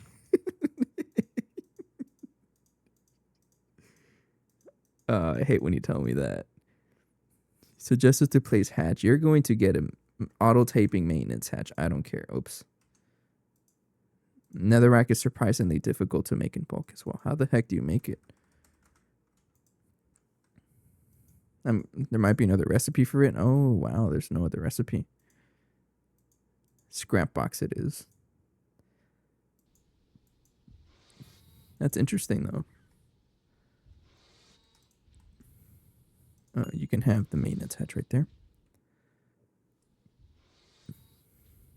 Rock breaker. Oh, I'm assuming they added a recipe for it.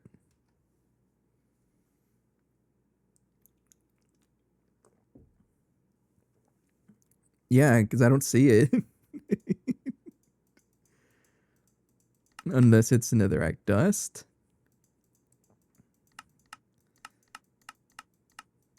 I don't think so. Yeah, no, that's a new recipe then. I need to do actual Hawaii things. Okay, take care, Phoenix. Thank you. Forgot I had 4 left. Okay, so energy hatch. I'm gonna give this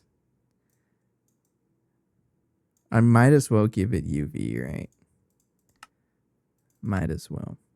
Is there a compressor recipe in 2.74? That's very vague. For what? For netherrack? Nope. Like, you can't make it in 2.7. Like, there's nothing. You can probably use mana infusion to dupe it, but like that's it. Yeah, there's nothing for it. If you want to use demonic blood, also it's a thing. I don't think anyone ever wants to do that though. Right? I don't think so. Pretty interesting. I'm gonna give this a UV energy hatch. I think I built everything. I think all of this needs to be grass. No.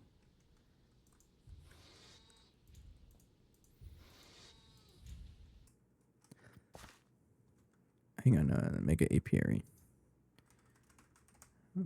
Finally, after so long, the Mega Apiary is going to have a formal build to it. So this needs water on the inside. Oh, it doesn't need to be regular water is accepted. So it can use dirt, but I'm not a caveman. We're going to use grass. Oh, no. It's ugly grass. Why? Oh, it's because I have like at least 100 biomes in this area because of all the stuff I was doing here. Yeah, it's all mixed all over the place. I'll just leave this there. It'll grow eventually. And then we just need a bunch of water.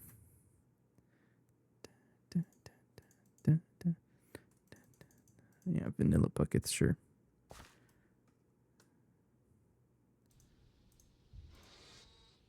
Oh, you know what I can do? Ice. I think that's what I did last time. Let's just use ice instead. Thank you. This makes this is whenever you have to put water anywhere in the world, this makes it a lot easier. Either way, that's interesting though. How annoying is the SML and the whatever the other thing is? Like, how annoying is it to set up? And it's just it's a big dude. At this point, we're probably like way past the point where like this looks atrocious, but like we're way past the point. It looks tedious more than annoying. Yeah. And you need nitrobenzene for the good balls.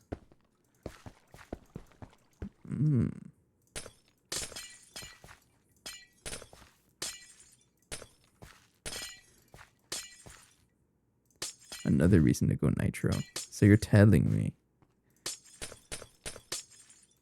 I wasn't going to do nitrobenzene on the next playthrough, but now I need to. Yeah, who am I kidding? It's still a very long time until I could even think about a next playthrough.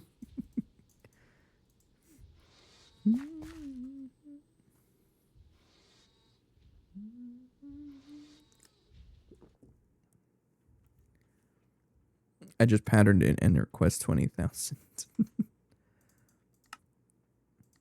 You know what? That's fair.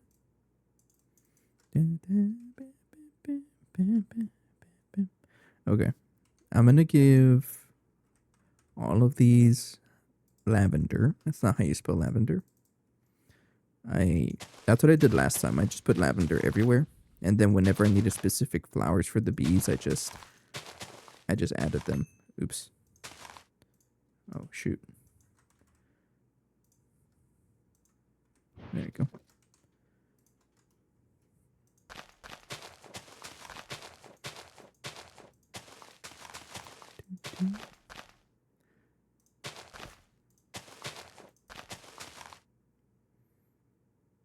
Why are you missing? You're gonna be weird like that, right? I remember the first time I set up the Mega Apiary, there was something missing and I could never figure out what it was. Until one day it just started working and I just like, you know what? Keep it. If it works, don't fix it. But I don't know what it I don't know what the issue was. Oh, come on. Like, what are you even asking about? GT no hatch. I'm telling you not to put hatches and you want to put a hatch. They made a multi to make solar panels. Oh, really? Oh, what is that? What does that look like? Let's give this 3 input just in case. There we go. And then I can just break this and then give it bronze plated bricks.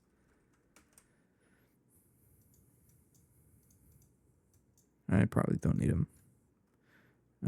So you need an output bus. Yeah. You also need a energy hatch, and you're going to have UV. I'll connect you down here.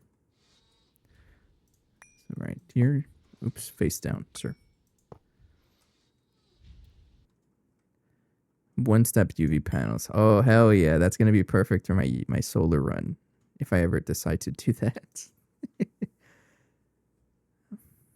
So I'm curious about your setup, Precarious. Do you have a way to get royal jelly, or do you just not care about the bonuses that it gives to make Apiary? Because I know it gives bonuses, but do you really care about it? I was told it's not worth it. All right. Then I won't worry about it either. Yeah, because it seems like no matter how many like royal jelly bees you put, you're always going to be consuming more than you can produce. Always. So you probably either you get you're like a dedicated mega apiary, which I don't think anybody wants to do that, or something. I don't actually know. Yeah. Okay. I'm going to put a random input bus back here because I don't want to make any bronze plated bricks because I don't have a recipe for it.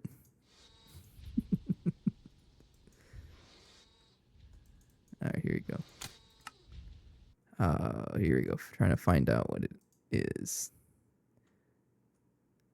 You have the flowers. You have the glass. Where did I go? I went to Bobby's Mountain. Dang it.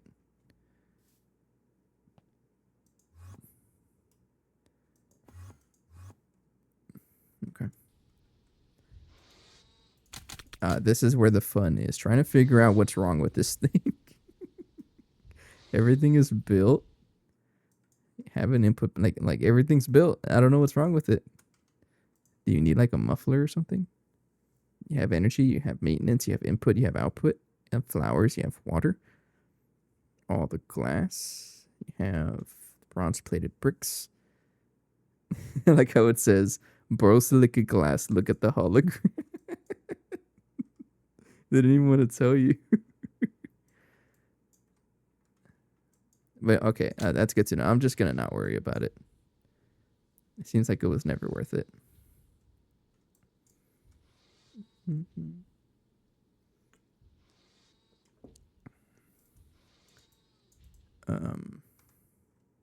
Yeah, I don't know what's wrong with it.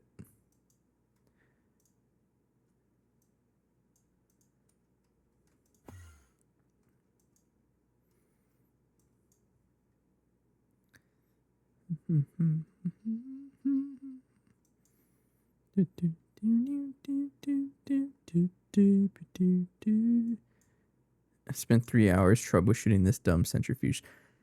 So, like, I clearly didn't learn from last time because the first time I set this thing up, I had the same issue. I just couldn't figure out what was the problem with it. And then it just started working. I don't remember what I did. Let's how about this? I'm going to take off GT no hatch.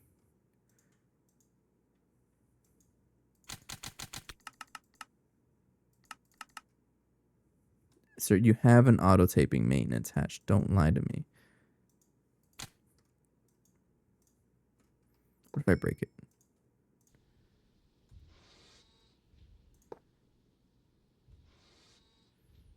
I mean, you'd put it.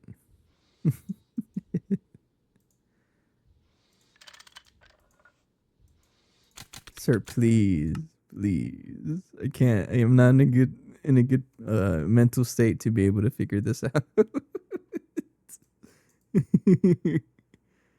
Where's the buses? What does that mean? Oh, we have a input bus right here because I don't want to make another bronze plated bricks. Let's try putting it in the bottom actually. And then the other one's down here.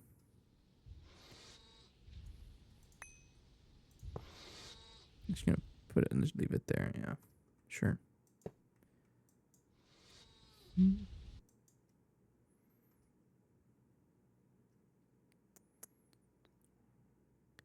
Oh no, it doesn't. You're right.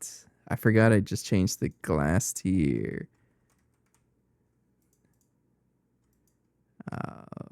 Fine. This has to be 6.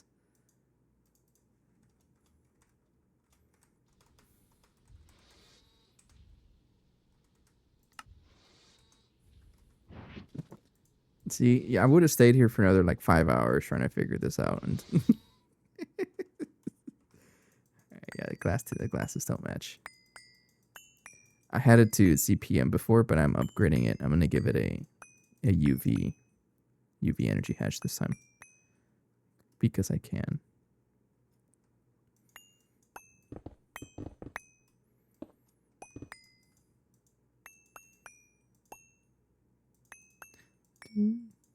How the heck are you not VIP?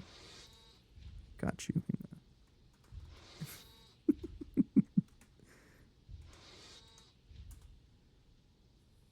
Unable to add VIP. Oh. Hang on, let me fix this. I have to do it. Now it's like in my mind. I have to do this. That's the problem with being like a relatively small streamer is that I don't have a lot of VIP slots. How do I do this?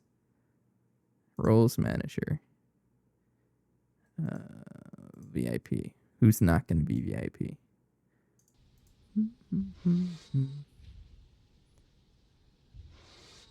We'll do this one. Now let's try again.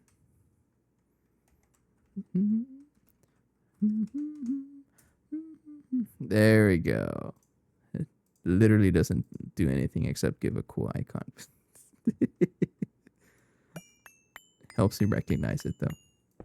I'm about to dig into the code to figure out this damn centrifuge. Do you think it's a... I heard that you have to give it a certain rotor. Or like it actually uses turbines. Are those turbines tiered? I'm curious if like... It's also the case. I've never seen it, so I don't know. That's as much as I could say about it. But that's what I've heard before, that you can actually tier them.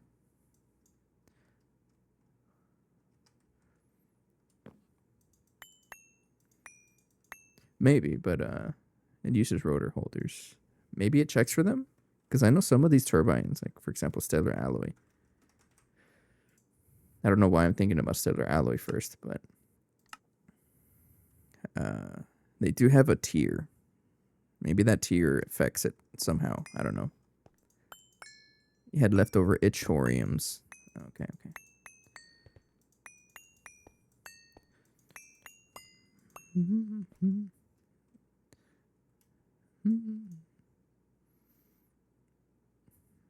I think that's enough glass. Yeah.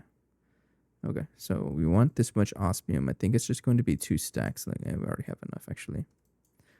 Okay.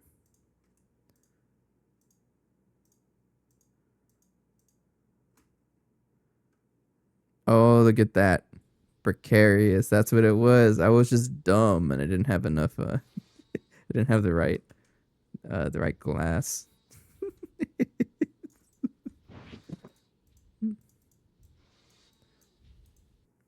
I don't know. I haven't seen that multi-block, so I wouldn't know.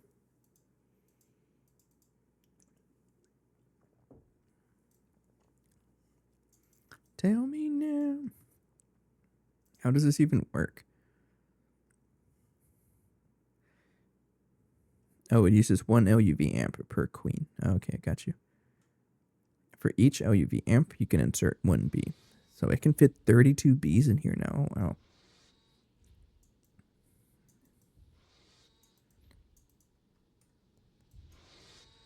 Mm.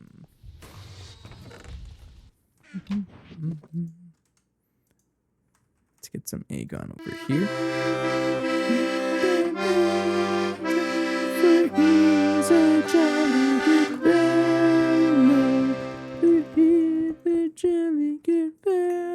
You guys got me at a good time. I'm just a little bit drunk.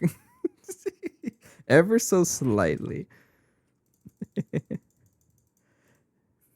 Give it up for 9 Stargate Oh, burning. he got Stargate? What the heck? Hell yeah. Explains the high amount of raiders. Good job. How do you feel, Nine? What's now I gotta ask, what's next for Nine's channel? How you doing, Burning? I'm just a little bit drunk. I'm having a good time here. Partaking in what the heck what drink am I drinking? Angry Orchard. Yeah. By the way, that's actually me playing accordion. You guys didn't know.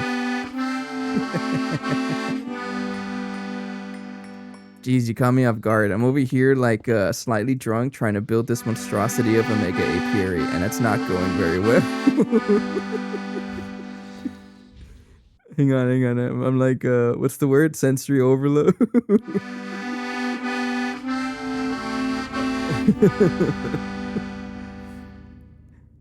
No, but that's pretty exciting. I did see earlier on the stream advertisements that you post on the GTNH Discord. I saw that you were on your like one of your last streams, and that was impressive. I did want to check it out, but I just haven't been able to drop by. So that's my bad though. It's just weird timings. That's how it is. But that's pretty exciting though. So it's official. You actually got to Stargate. Damn. I should speed things up because fun fact, if you guys didn't know, I actually started before 9 did. I'm still in UEV. But that's okay, right? I'm not in a rush. I'm just enjoying it. We all have our different ways of playing the pack. And it's no rush, but not a competition either, right? But it's still pretty exciting that someone that I've visited before has been able to achieve it. That's so cool. So far, I think that's the third person ever since I really started streaming GTNH. That's the third community member I've interacted with that has made Stargate. So that's pretty impressive. I love that. Never rush. I just got to LV and we taking a breaks in building. See, that's the right try. That's the right way of thinking. Right now, I'm not in the right way of thinking because I don't even know what I'm doing. What was I trying to do? Oh yeah. I'm gonna expand the area here to account for the mega apiary. Think hard. Hey, hey Vin, what's up? I'll get there. So this is what I'm gonna do here. This pack is horrible for my ADHD ass. I probably have no. It's not ADHD that I have. It's something else. But what was I gonna say? The pack is only as hard as you make it. That's something that I've always like tried to explain to people. I will fight about it. The pack is not difficult. If someone finds it difficult, that's because they're kind of playing it wrong. Or at least they don't come to terms with it. It's like me, it's difficult. No, it's not difficult. But I know I'm playing it wrong. And as long as I understand why I'm playing it wrong, that's okay. I'm still enjoying it. Where are the Raccoon Cozy games when you need them? Rat Jam. All right, take care, Spear of Heaven. Thanks for joining this the raid. You're getting lost every 5 minutes. It's gonna happen, and that's okay. And honestly, it's no rush either.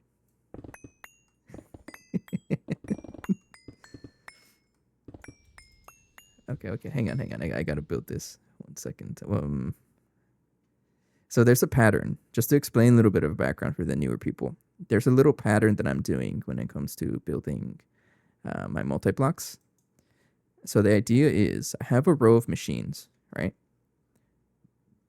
The thickest machine, in our case, is the Mecha Apiary. This one dictates the rear end of whatever row I have. So right here, this is where the multi-block stops, and then we have a border, and then we have 3 blocks, and then another border. And so that if I want to build another multi-block, get out of the way, I start here. That's the whole idea. This way it's a little organized. Like you can see an example of it right here. For example, the thickest multi-block is the autoclave in this row. And it's right here. 3 blocks. And then we continue. That's what I'm doing. So the big issue what happened here was a while back I built the Mega Apiary like separately away from this place, but I've expanded so much that it's started to bleed into the Mega Apiary. So I had to move the entire Mega Apiary, and this is where we're at now. I don't even know what kind of plugin or whatever I have on the stream. It's been a while since I really focused on things like that. I think it's like 70 TV or something like that. I don't even know.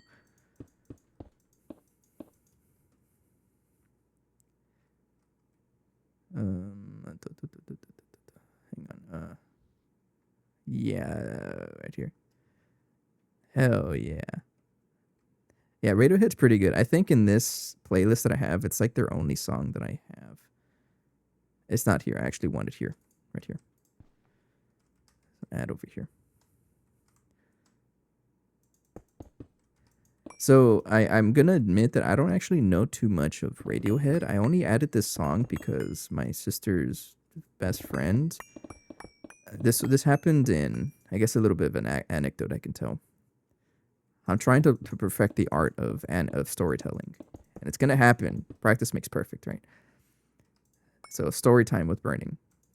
This recent Christmas, or like sometime after Christmas, we had like a bonfire at my parents' house. And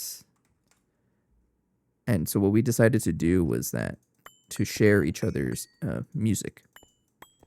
And so my sister's best friend visited, and one of the songs that she put was this one. And when this was really the first time I've really been introduced to Radiohead. Yes, I've heard Creep. Everyone has heard Creep, but besides Creep, I haven't really heard much Radiohead until this song.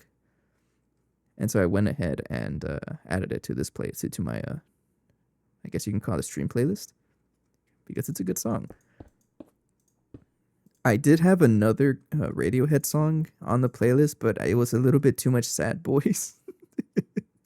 I'm sure you guys might know about it. It's How to Disappear Completely. That's a good song. Like, I really do like it. It is a little bit too Sad Boys, but no, there's absolutely nothing wrong. But it kind of what's the word? Interferes with a lot of the other music that I have in the playlist. That was my main issue. So if I'm gonna listen to sad boy music, I will only listen to sad boy music. That's what I'm trying to say. Take a drink over here.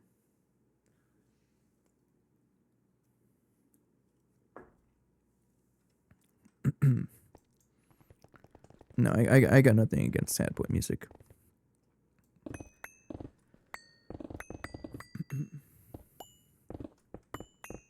I think I'm just gonna rip up to here and then continue with the progression, because we got progression to make. Absolutely. So our playthrough was mostly doing good, but one of the major issues that I ran into was our lack of biocatalyst medium. Right now, we make this through level maintaining. So it tries to craft it every now and then. And we have it only stored up to 1 million, which is not very good for us because I'm having to use tons of this stuff. So the past couple of streams I've done is start setting up these 2 rows of machines. And all this is doing is building up to fully passive this stuff. So today, actually, at the start of the stream, or basically halfway into the stream, we got growth catalyst medium going. This is now fully passived. 4004. Double check over here. Yeah.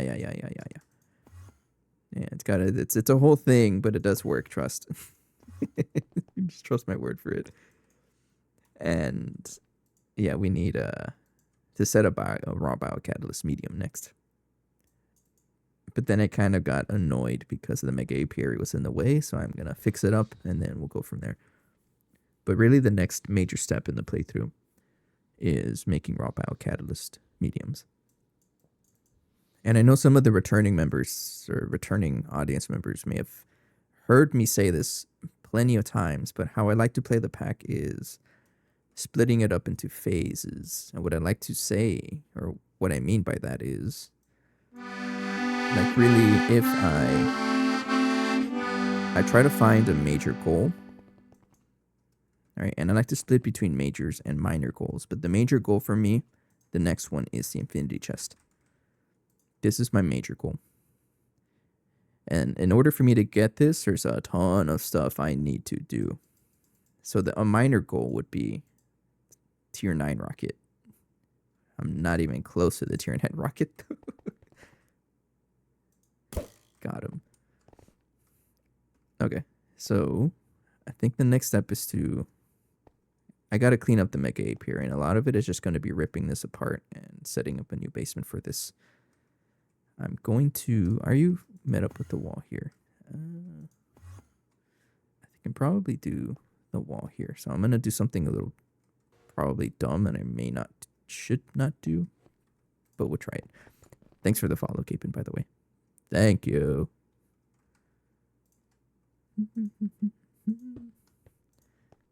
But Stargate, wow. When I started this playthrough, I know it's not a very good idea to just say, oh, I'm going to beat the pack, because there's just so much content to this. When I started this specific playthrough, I consider this one my third major playthrough. And I say major as in I got past Steam Age. But this is considered my third major playthrough. The first major playthrough, I got all the way to IV. Just IV. Had a lot of fun doing it, but that playthrough kind of died out. Second playthrough, we only got up to EV, and that was because I started streaming. And I'm going to draft my Stargate post. Hell yeah, alright. Take care, 9. Appreciate the raid. Congrats. The IV playthrough stopped because... Hang on, let me do this. Expand 10 down. And then contract 1 down. The IV playthrough stopped because we were very, what's the word? Tech deficit on the fact that we didn't really have a good way of making CPM circuits, and yeah, we just couldn't sustain the playthrough. So we took a break. We played a couple of other mod packs. I think custom mod packs. Yeah, we played a custom mod pack and it was fun. And then I decided to get back into it, right? On the second playthrough, we got all the way to EV, which doesn't make sense. Like, why are you going to go less? It wasn't because I got bored at all. No, it's completely the opposite. It was because I started streaming later in the playthrough. This is already December of 2023. Like, late December. And then I realized, wait, streaming is kind of fun. So I decided to just restart that playthrough so that I can stream the entire thing from scratch. And this is where I'm at now. So yes, the entire thing is on YouTube. All 200 and... What episode I'm on? 221. Jeez, relax. I'm still playing it. Let me make sure that nothing is getting removed that I don't want. IV is where my first playthrough died. It's pretty tricky, yeah, but I cannot say that I've never not had fun. There's way too many negatives in that statement, but I've always enjoyed the mod pack. I've never gotten burnt out.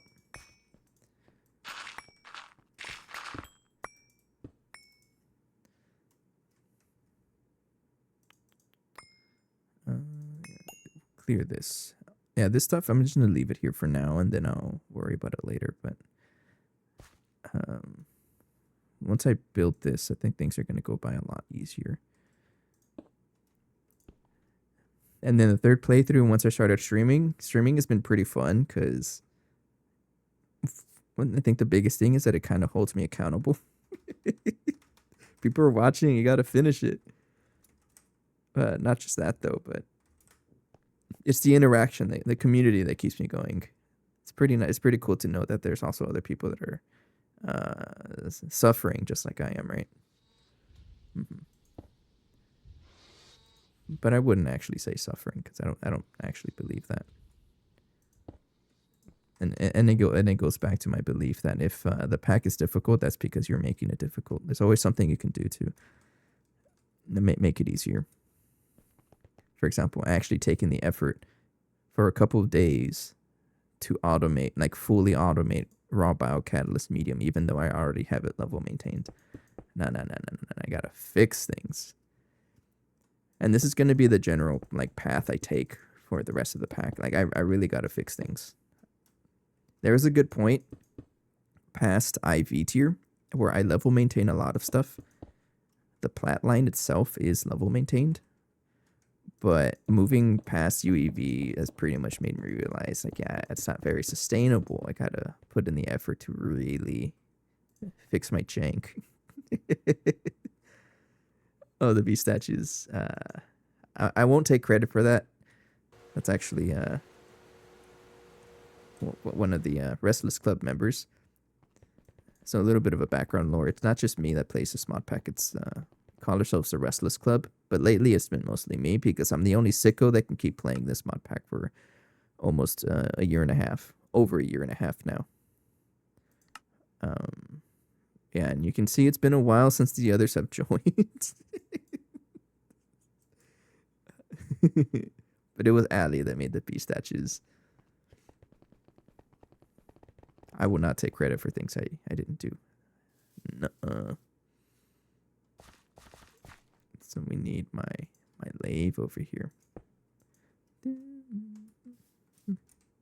Set hand 12. Thank you.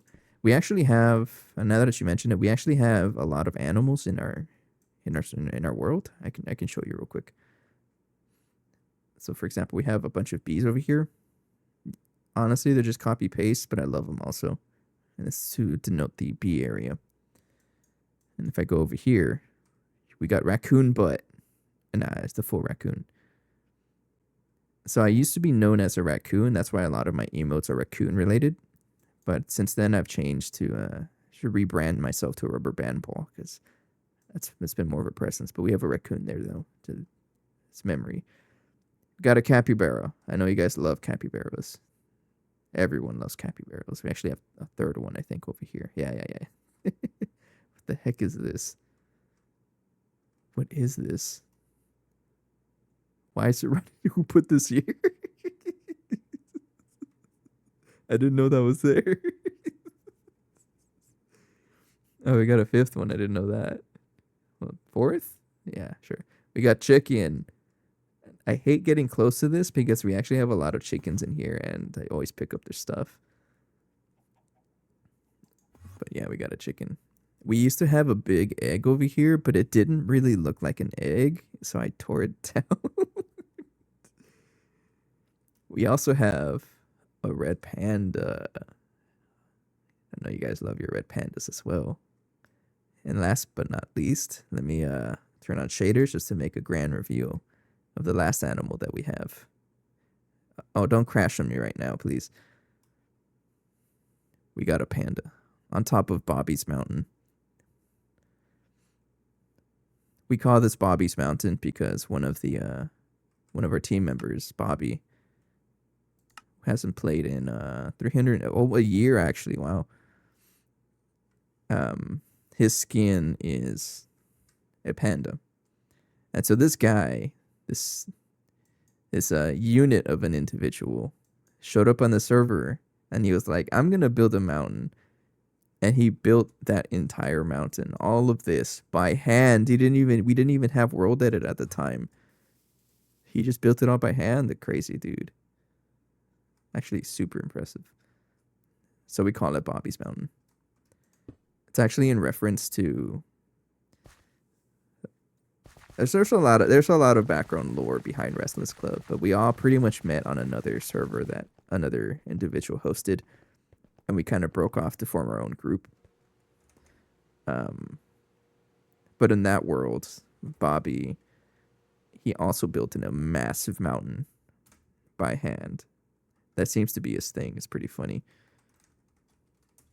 Joins world, builds mountain, refuses to elaborate, forever leaves the world. That's just how it is.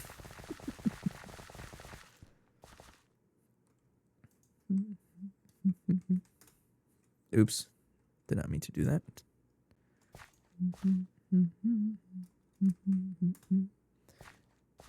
Yeah, and like I completely respect it too. Like I respect it.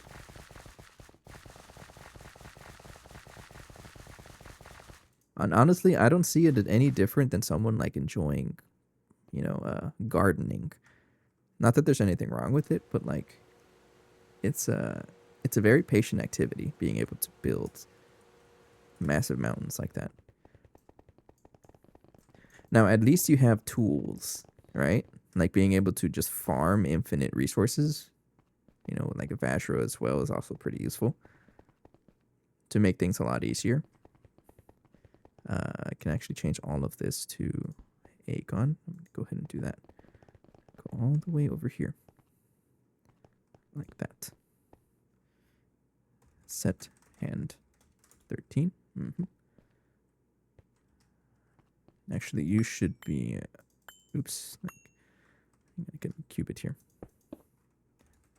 I don't even know where my train of thought was going with that, but I guess what I'm just trying to say that it's pretty cool that he was able to build a mountain just like that. And another fun fact was we actually had an entire mountain range going across the entire base, and there's still remnants of it because the dirt patch got left behind. Earlier this week, I decided to rip it all apart. Because it was like right here where I'm like sitting right now. I decided to rip it apart because it's impeding progress. Otherwise, I couldn't build these couple of machines over here, and it would have made it real tricky. So I spent a day like, you know what? Just rip apart this entire mountain. It is time. It is impeding progress. Industrialization needs... what's the word? We need the space, yeah. Okay, so this is now conforming to my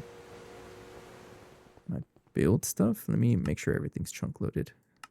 Let's do this over here. Uh-oh. Am I out of chunk space? No, I think I'm just lagging.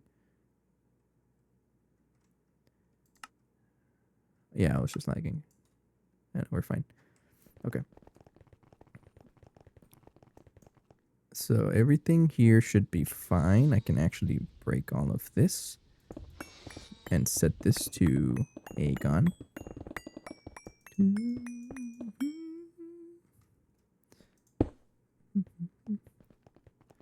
So how's everyone doing tonight? I hope you guys are doing good tonight. I know I am. I'm still a little buzzed. I might even get another drink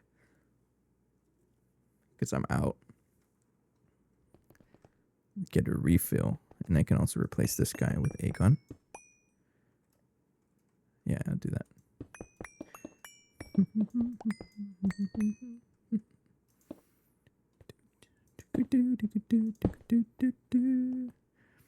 Just finished TNTB, setting about for that.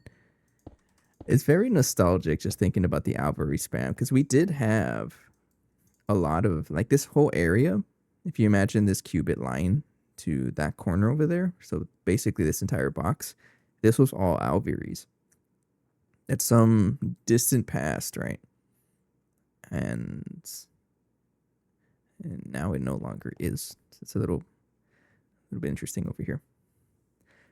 Working through Thaumcraft to get set up for bee breeding at the very start. So you're already way past me because I haven't really done much Thaumcraft. I do plan on completing every quest on this playthrough, so it'll be a while before I'm able to do that. So I still need to get to Thaumcraft, is what I'm trying to say. Okay, so it looks like everything is good to go. I think I should be able to continue. Yeah, now we got the basement going, and I should be able to continue over here.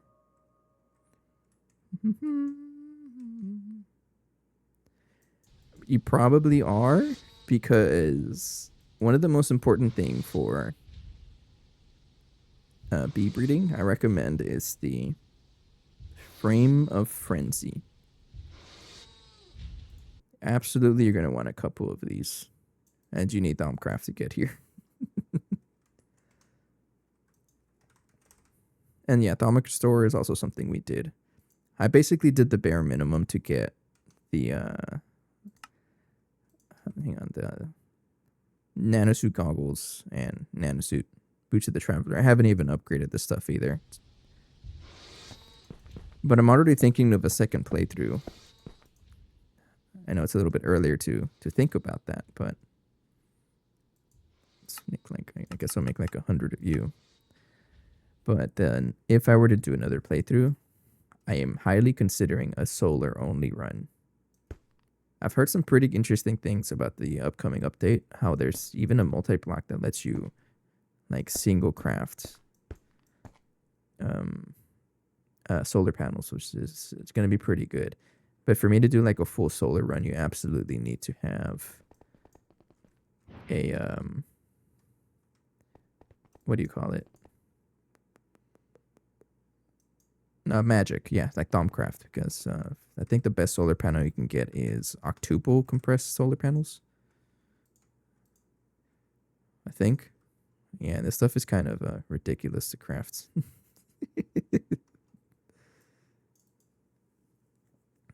Is this really that good? 130? Yeah. I heard that they're nerfing flight potions now.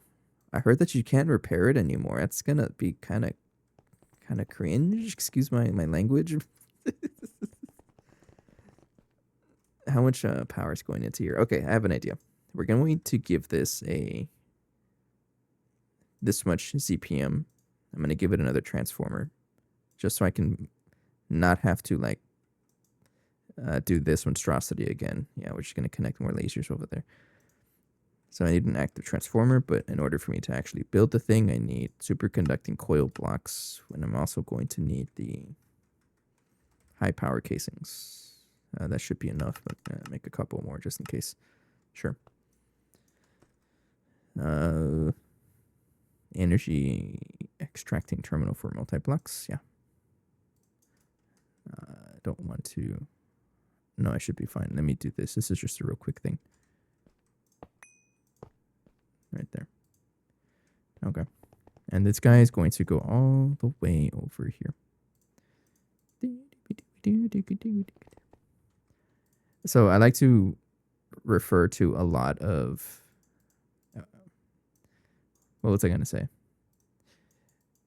I'm very big on music and associating it with certain situations that have happened in my life, mostly with video games and also mod packs I've played.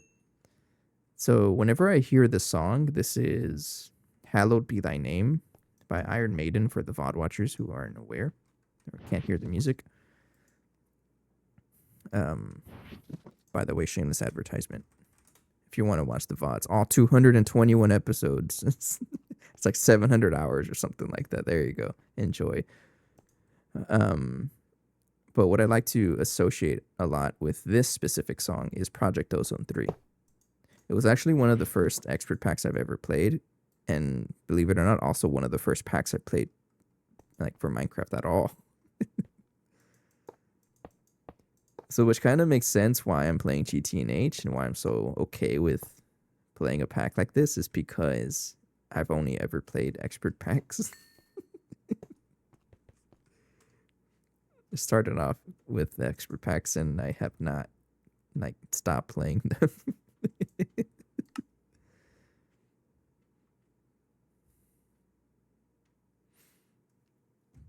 But yeah, but Project Ozone 3 was a pretty fun pack, and whenever I hear basically any Iron Maiden, I associate them with Project Ozone 3. And a lot of other metal music like Metallica and what's the other band? Megadeth as well. Sir, you're slow. I think I'm gonna leave this crafting for a little bit, like these casings, and then I'm gonna take a drink. Or I'm gonna refill my drink. So I'll be right back. Let me do this, and I'll be right back. Give me 1 second. Thank you. What blew up? I don't know, but everything blew up. That's fine. It wasn't that expensive. A machine? Lose a machine? What does that mean? Lose Multiple a machine? machines blew up. It's okay. I would like to improve the. Oh no! I dirtied the water source. Rudely interrupted. I guess I have a bucket of sludge now.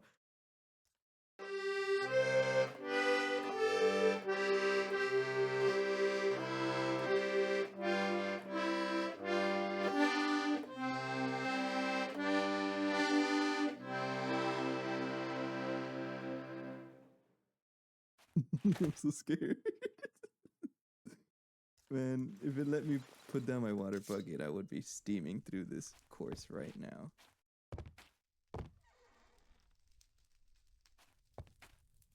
Okay, no, I'm okay though. I'm okay. Too close. What? It was nothing. I put myself through danger for no reason.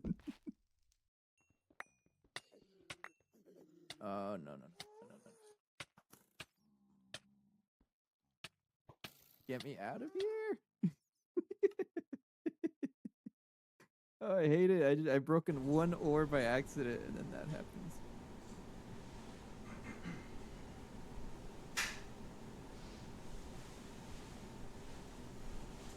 So, there's another thing that I wanted to address. It's not just Minecraft that I play. I also play music. I got my accordion back there, the rubber band ball, so sometimes people can actually ask me to add rubber bands to it. It's become a whole thing. But I also play music. Main instrument, favorite instrument of all time is the marimba, if you guys don't know about it. I'm only just setting up the camera right now, so I don't actually have a way to look at chat. Let me just check if you can actually hear me. Yeah, it looks like you can. But I set this up like today, pretty much. So I'm still trying to figure it out. But just to give you a little showcase of, if you guys don't know what a marimba is, it is a big ass wooden instrument shaped in a keyboard. It's got a lot of warm tones to it. And I've been playing this instrument pretty much since high school. And then since I started playing it for the first time, by far it has been my favorite instrument of all time. So you can play it with 4 mallets, 2 mallets even, and whatever you want as well, right? But sometimes I like to play it, but I'm trying to bring it up on the stream more often. A little camera shy also, right? Just bear with me, but.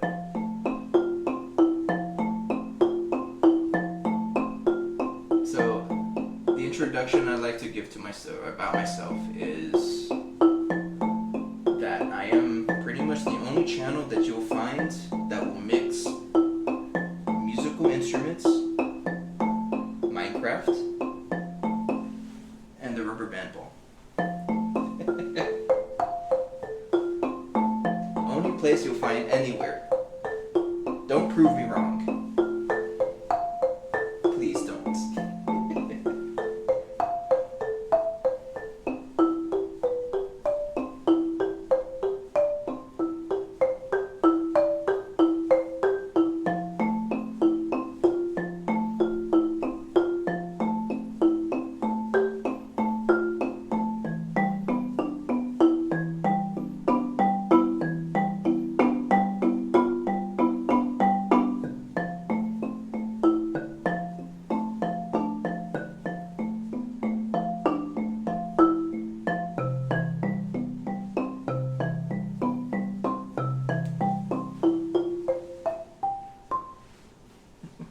Just a quick showcase, because I know we've had a lot of newer people in the audience, and I appreciate all of you guys for joining.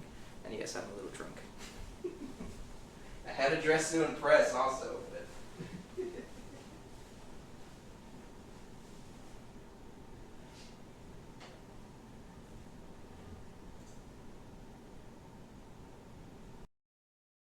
Is it a little echoey? I'm sorry about that. I'm still trying to figure this out. I got the camera pretty much like I got the camera set up yesterday, and the and actually setting up these scenes on OBS was like right before the stream started. So I got to spend some time to figure it out. But just a quick showcase of what of who I am. It's not just Minecraft. I also play music instruments and whatnot. So whenever everybody rated and everyone was following, I greatly appreciate that, by the way. That accordion sound that you kept hearing was actually me. I recorded myself playing that a while back. Turn on. You're turned on, right? Yeah. I used to like really focus on the accordion, but after a couple of months, I decided to get myself the marimba.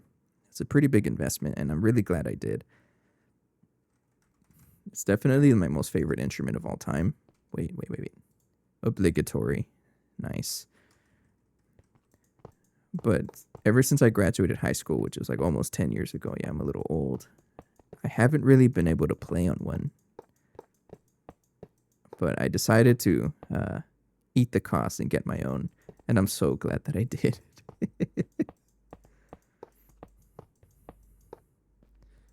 Connect that guy there. This is going to be CPM power, so you're going to be cyan. Oops, I'm supposed to shift right click here. Laser source hatch. Yeah, you should be good now.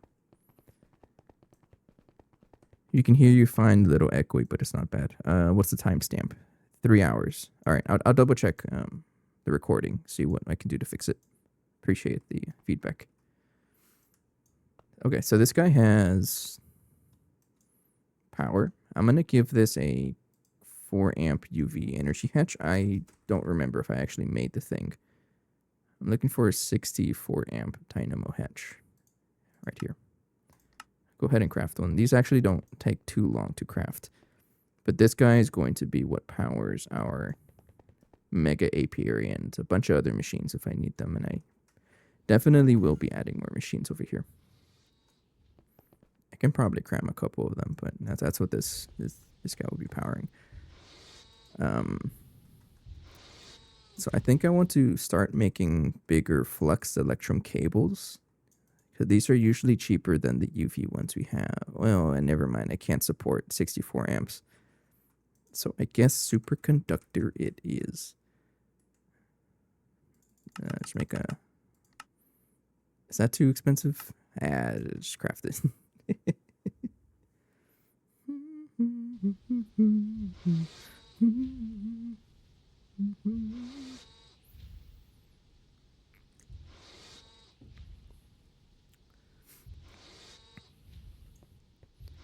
Now the tricky thing about the whole marimba setup is that I have very limited space in my apartment, so it's actually in another room. I would love for it to be in the same room as me, as I like where I stream, but it's not really possible. But I would love to have it there. So we absolutely want xenon. We want cryothium, apatite, refined. Do I really care about salt? Don't think so. What else do I need? I don't need diamond.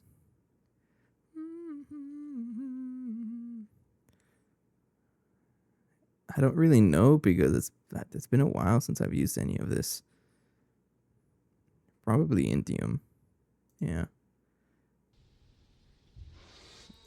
I'll give these 4 Bs for now and then come back to it. This is going to be the first time I actually have this Mega Apiary running nonstop. Let's pause you. So you're going to have 64 amps of dynamo or 64 amps of UV. So I can use that wherever I feel like. And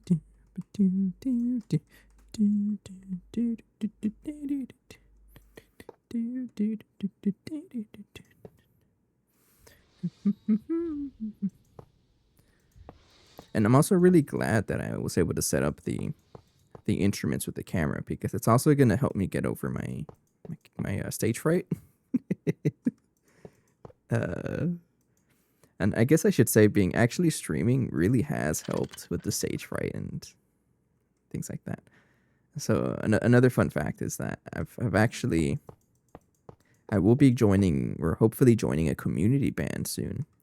So I may even include pics of that, or like footage of me playing in a community band. It's been like 10 years since I've been a part of any band, really, since high school. No, I did not peak in high school. That's not what I'm trying to say. But it's been a while since I've like really performed music for an audience.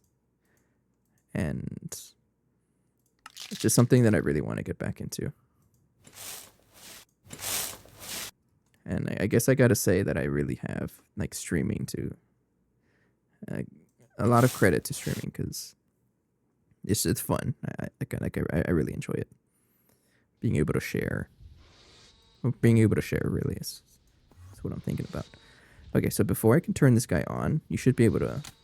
Yeah, you're running now. That's great, and you have a auto taping maintenance hatch, so you're gonna be running basically forever. Now, the outputs. What am I gonna do with the outputs? I don't know.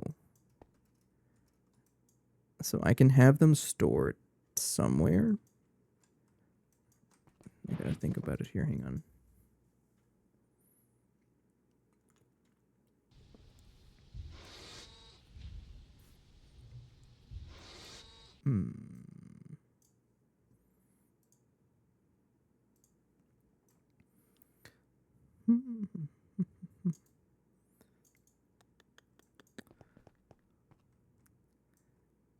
Maybe I should have this on a subnet, and we access the combs through something else, or maybe I can add them over here. Yeah, because we have haven't really showed this, but we have a big storage wall. And yes, this is totally the main reason why I want to get like the infinity chest, so I don't have to deal with this. Not that I really have an issue with it. It's kind of funny, but I really don't want to deal with it. So what I'm thinking is outputting all of the combs and then being able to process them immediately. No, I should have storage for the combs. Okay, I have an idea. Yeah, this is going to be on a subnet. So I'll break this so the output bus doesn't dump everything into storage. And I'm going to face this over here. Right there. And then we're going to have a cable. And I guess I'll give it not orange, but I want to give this yellow so that it matches B colors like that. And you're going to have a drive, a terminal,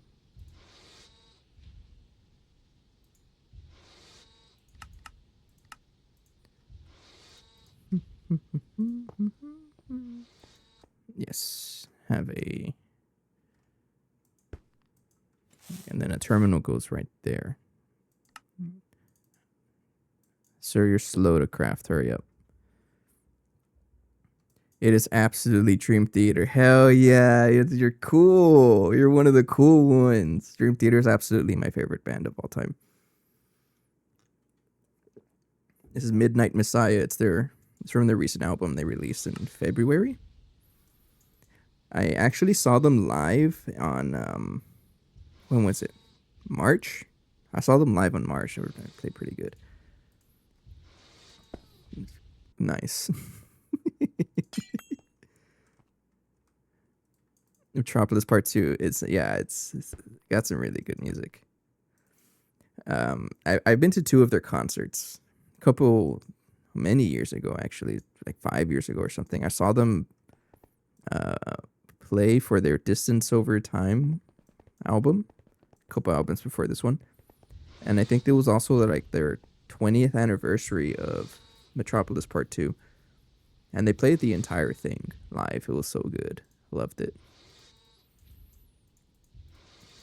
But yeah, I can nerd out about Dream Theater, so that's just fair warning. I'm going to give this a quartz fiber.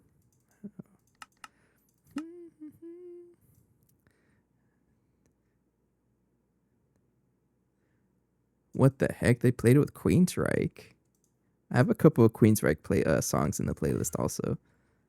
I think I only have one, but I need to add more of their stuff. They're a pretty good band also.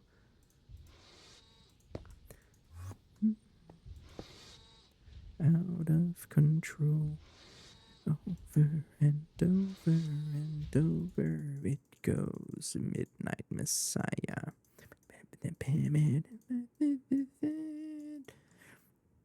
Eternally why. I'm probably ruining their songs, but I think I should be able to run it now. So the idea here is we're gonna have a buffer of items, and this guy is going to pretty much accept all of the combs that this guy outputs, right? Are you even running? No, because you don't have the correct flowers, I don't think. Yeah, these guys are a little picky. I forget that you also have to give them correct flowers. Hang on, you're gonna hear a clap. I got a little bug here flying around.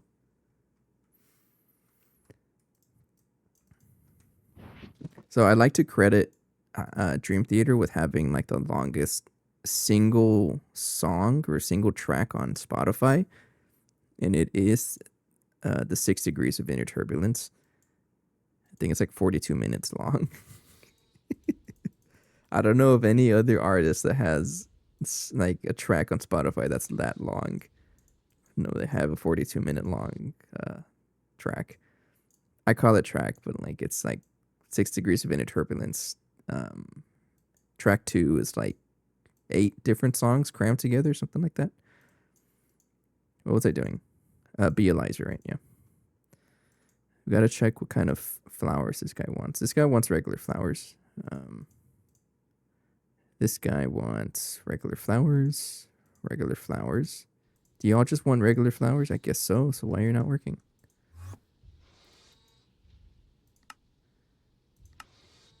Oh, because of the duh. You gotta set it to output operating mode. Yeah. Okay, and then go. There we go. Okay, so the idea with this is that it's going to output a bunch of junk into here. Yeah. This is just going to be a buffer. I don't really care about any of this stuff, and then I guess I'll deal with it as we go. There's a lot of space to be. These drives are going to have a ton of space, so it's going to be a while before I like clock it up. But what I would like to have is to move this guy, the mega chemical reactor, to process anything that needs to be processed in there. For example, the indium comb, no, is probably just going to be stored like that. And then oily propolis, things like this, I can probably just throw in the centrifuge. All of this. So I'm going to have to reset up all of these machines as we go. So let me double check here. So Appetite for sure needs a chemical reactor. And I think that's not too bad to set up, right? Yeah. So let's move the chemical reactor over here. It's going to be this guy over here. I mean, I could probably get away with using a a regular one.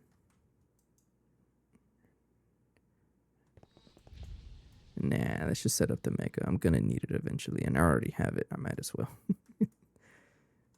Don't be a hero. Just break it. So I'm gonna break it. The crowbar here. Thank you. Oh, speaking of other favorite bands is Coheed and Cambria. I also saw them live once, and they're also pretty good.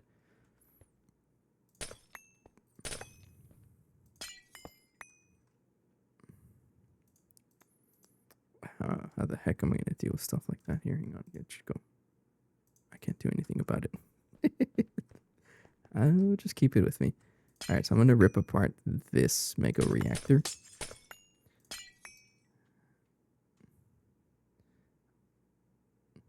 Uh-oh. Did I break all of you? Yeah, I did. I don't care. But I need this chemical reactor. It's gonna go where? Right next to the apiary. It's gonna be used for some of the combs that actually need the chemical reactor to work. I'm only gonna set up like machines required to deal with whatever I put in there right now, because that is what I need. I need those running at all times. So it's pretty much only going to be a fluid extractor, I think some centrifuges, and that's pretty much it. That's where we start. Okay. So this guy is, it's a big multi-block, of course you are. Get some qubit. This is a 5x5, I believe. 1, 2, 3, 4, 5. Yeah. 3, 4, 5. So 1, 2, 3, 4, 5. This is life about you. I love you dearly, my friend.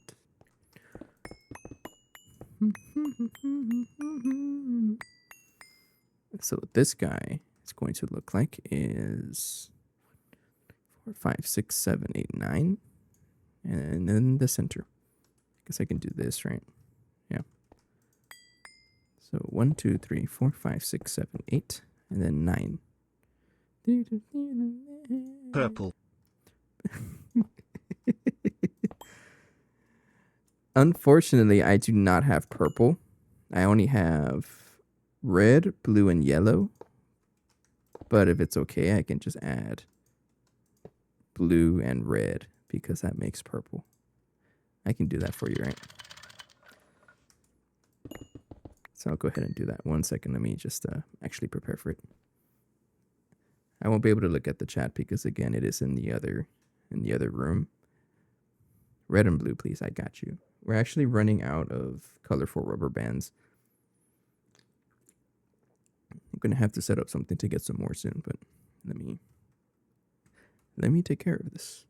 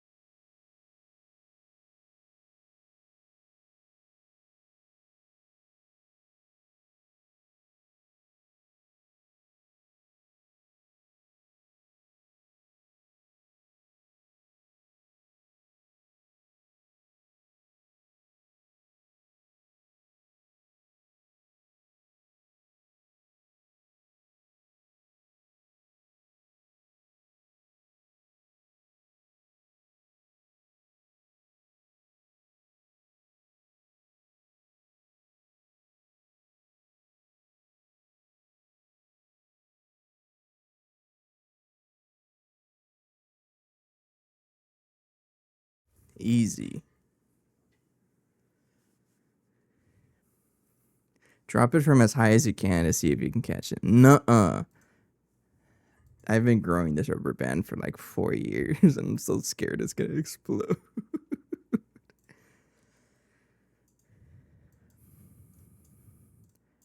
And also, I'm still a little drunk. I'm absolutely gonna break the thing. Speaking of that, cheers. Thanks for the points, by the way. NHU. We're gonna give this iridium class, so it has to be 5. Let me double check if it's too low. Gotcha. I think it's just 1 too low, so I gotta bring it up. 1. Oh, come on, face that way. Get my wrench, point it like that.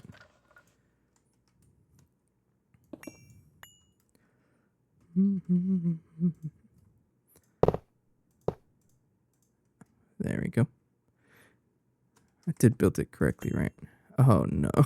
It's still 1 block up.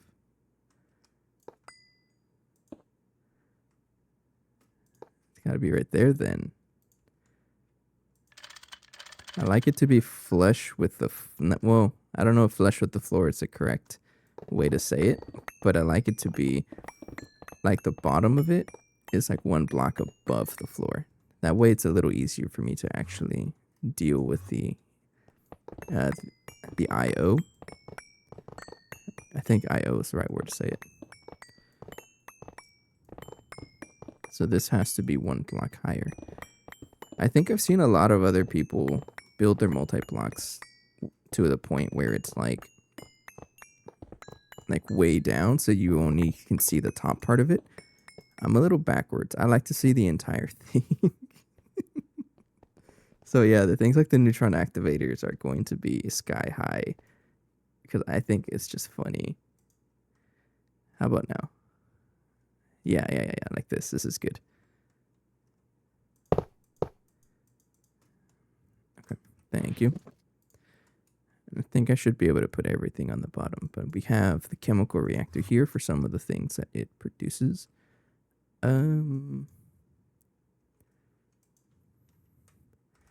I would love to give everything maintenance hatches, but it's a little pricey.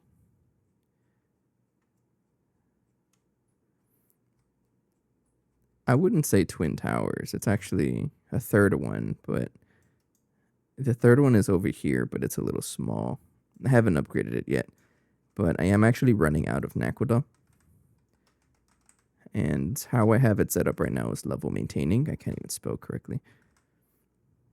Yeah, we're running low on Naquadah. I mean, I can level maintain it, but we keep running out of sodium hydroxide, so that's something else I need to deal with. But that's something I also want to full passive. And that guy's going to have to increase, and he's going to be... I mean, there's really no organization on where the multi-blocks are. I just put them as I need them. So chances are it's going to be like right here. So there's going to be 3 dudes. Yeah. Yeah, it'd be pretty funny. So give this a 16 amps. Is that really what I'm using?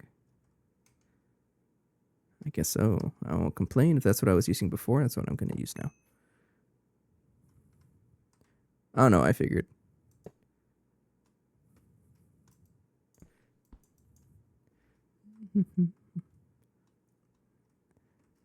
I was aware. So quadruple input hatch. I think. Yes. Yeah. Give this a quadruple input hatch.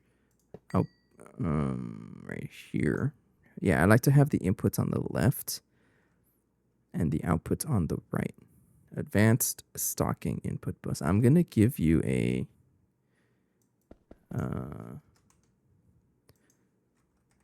stocking input bus. Yeah, right here. Yeah, I'll just keep it right here. Right there. Yeah. Quadruple input hatch. And then output bus. I don't really know how this is going to connect to the rest of the storage.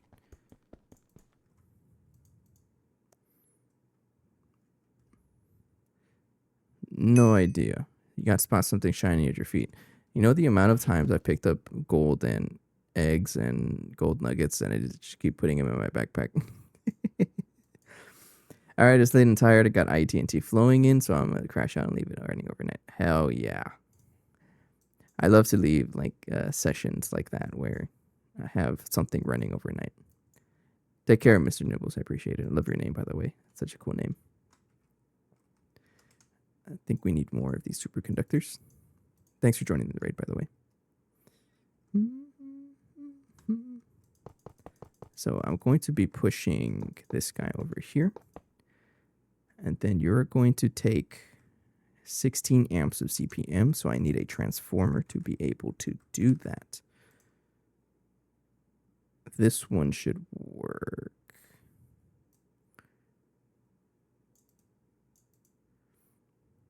It was 9 that rated me. Pretty impressive. He was able to get Stargate, and we had a whole discussion about that. But yeah, Stargate was it's a big achievement.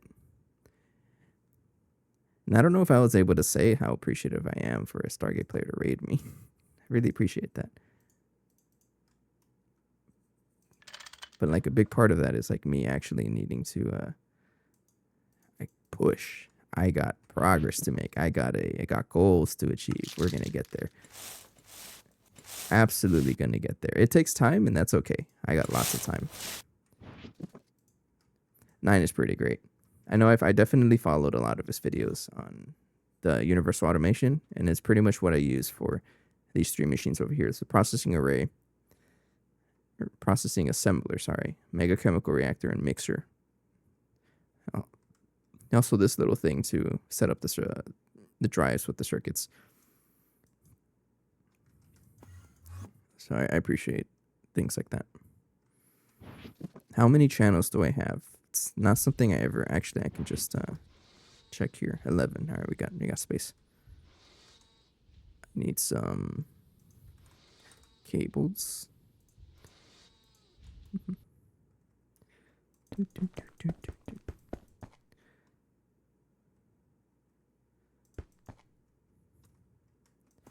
So how am I going to access all of this?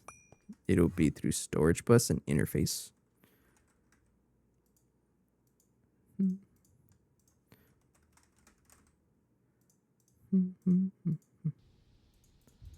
So I will give this a... I actually don't need this anywhere, right? Nope. So the interface will go here. I don't know why I have more than one, but you're going to be a storage bus right there. And the interface right here. And then just connect the cable. And I'm going to tell this to extract only. This is actually super important. I build it wrong. It's the other way around. Interface on the subnet and storage bus on the mainnet, and tell this extract only so I don't go pouring junk in there. Which there's probably junk already because I messed it up. But there we go. That's a lot of combs. Jeez. I gotta deal with that. So we get those combs. And we should have access to them now. Let me fix the multi-block here. I also need to give this some connections. Give this an export bus.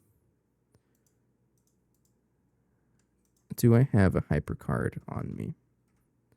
No, but I'm not sure if I even need one. Capacity card in that one. So I think the fluids I'm going to need is phosphoric. Tungstophosphoric acid. So nuh-uh. So phosphoric acid, you need hydrochloric, phthalic, and hydrofluoric. I think these are usually the fluids that are used in comb processing. But now leave that there. And then stocking input bus is whatever I feel like crafting. But before I connect anything to here, I have to deal with the outputs. So let's check here. What am I trying to craft? Appetite absolutely needs to be dealt with. And I think I can also tell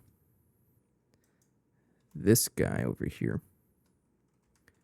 So if I check this over here, the OR dictionary filter card, I should be able to also tell this or crushed purified. So crushed purified, sorry. That way any crushed purified will try to go into here, which does include any of the appetite. So if I try to, I can actually test this. I have a bunch of crushed appetite just hanging out in here. So if I like put it in my mainnet and check here, it should all be here now. And we should actually be able to process this because of how our integrated ore factory is set up. It takes a while though, because there's like a ton of things going in. I probably need to upgrade this guy, honestly. Because right now it's getting UHV power.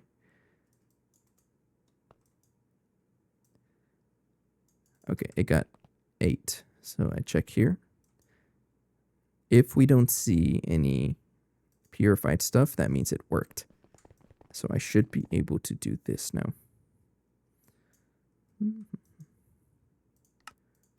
All right. So that's powered. You have power and you have everything. So I can tell this. Okay, take the appetite combs. And you should be able to output them all.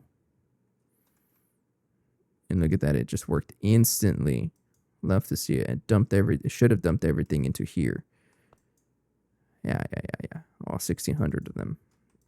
And I'm going to trust that that works. We already have appetite in here somewhere. Yeah, appetite. Do we trash it? No.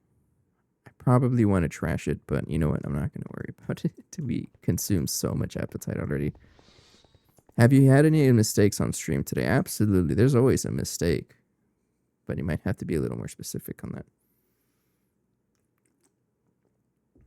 I should probably also be a little more specific, but I don't even remember what I did like 2 seconds ago. Appetite is dealt with. Blizz. Blizz needs a centrifuge. So we'll move a centrifuge. I mean, like a bad one, like something going boom. Nah. It's actually been quite a while since I've last blown something up. Actually quite proud. Yeah, it's been a while actually, now that I think about it.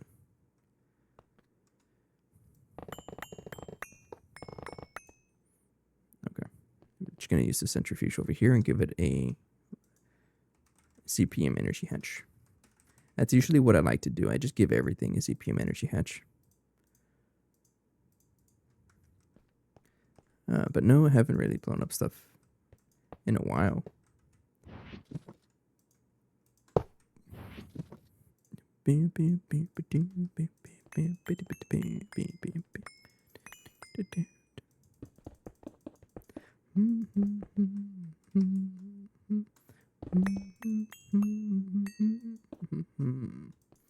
Okay, so what this guy is going to need is also a stocking input bus. I don't know if it matters if I use an advanced one or not. It's about the same thing if I'm using it for the same purpose, so I'm not going to worry about it. But this guy needs a stocking input and then a output. And then you need an energy hatch. And I think that's finished crafting, actually. It was pretty good.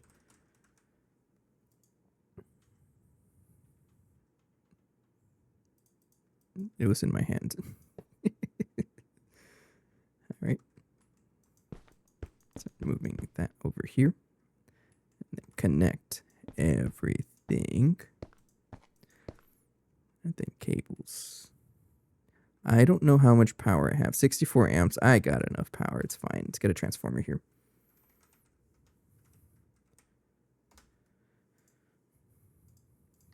Yeah, so I'll make a bunch of you.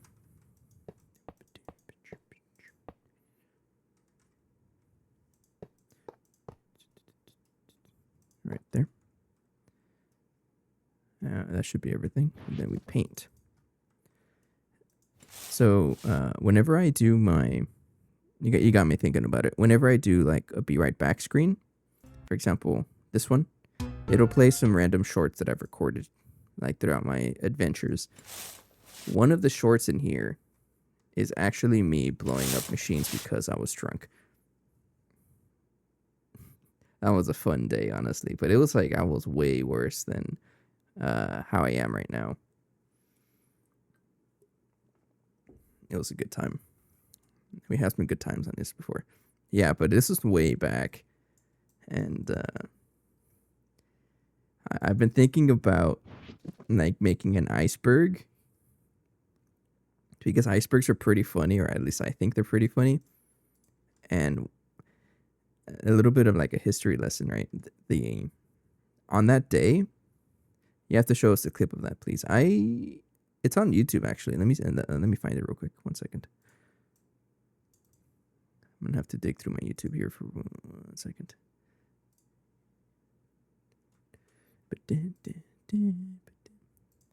Yeah, I think it's like Don't Drink and Greg on YouTube.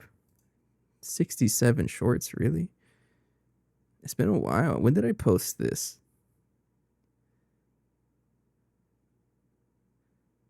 May 5th, 2024. Jeez, it's been a while. All right, here it is. It's this one.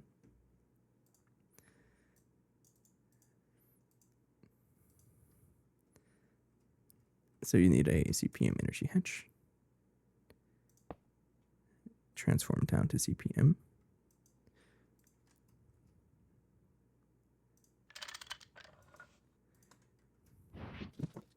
So I'll give you guys some time to watch it, and then I have a little bit of a story to talk about regarding to that.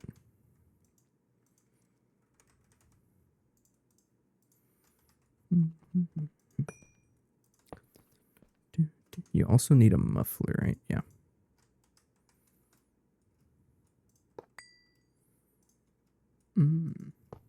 Okay, I think that should be enough time. So a little bit of a story on that day. I still remember. Yes, I was pretty gone. I had a lot of what was I drinking at the time? Jack and Coke. Yeah, it was Fireball and Fireball whiskey and Dr. Pepper. And the song I was singing there is Blood Red Summer by Coheed and Cambria. I still remember. A little bit before that situation, I made I had the Pyrolos ovens. I had 2 of them. And I was doing something with with the MV gas turbine. And to this day, I don't remember why. I just made an extra MV gas turbine. One of these guys. Advanced gas turbines. And to this day, I don't remember what it was for. I think it's still in storage also. No, it's not. I used it somewhere, but I spent like a good hour trying to figure it. Like I made one, and then I spent like a good hour trying to figure out what I made it for. And to this day, I don't remember. But yeah, it's some good memories. I got a lot of stories, a good amount of stories. I guess it's been fun playing a pack like this.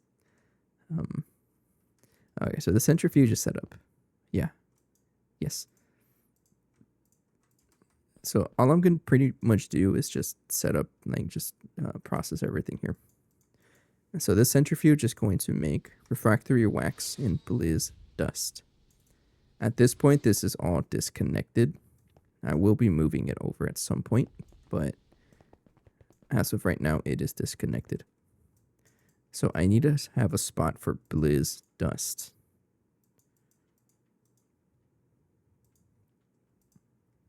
Wax on, wax on.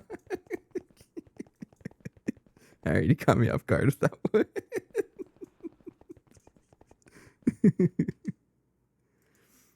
All right, that was a good one.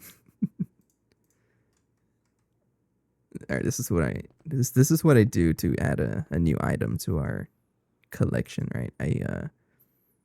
First of all, I have to get filter them here in their specific storage cells. I mean, refractory wax, I don't care about it, right? Like, why am I gonna do this? You're getting straight voided. I don't care. I don't care about it. Get out. You're getting voided. Like, what is it used for? Cocobolo wood, fireproof? What the heck is that? Now you're getting trashed. So I still have to filter it over here though. So now any refractory wax we produce anywhere in the base, because of the sticky card, gets sent into this storage subnet. And if it cannot fit anywhere in here, and I can't, if I partition it here in this void cell, it's gonna go here and it gets trashed. Goodbye. The blaze dust is important though. I use it for cryotheum. So I do want to set this up. So I need to tell this storage cell to filter blaze dust. And no, I said sticky card. Sticky. Pronunciation skill issue. And then go ahead and void excess by putting it into this cell as well. Okay. So this guy should be good to go. Excuse me. I already put it there. Oops. Okay. So I should be able to tell this guy to process bliss combs. There we go. How fast are you? And you're pretty fast.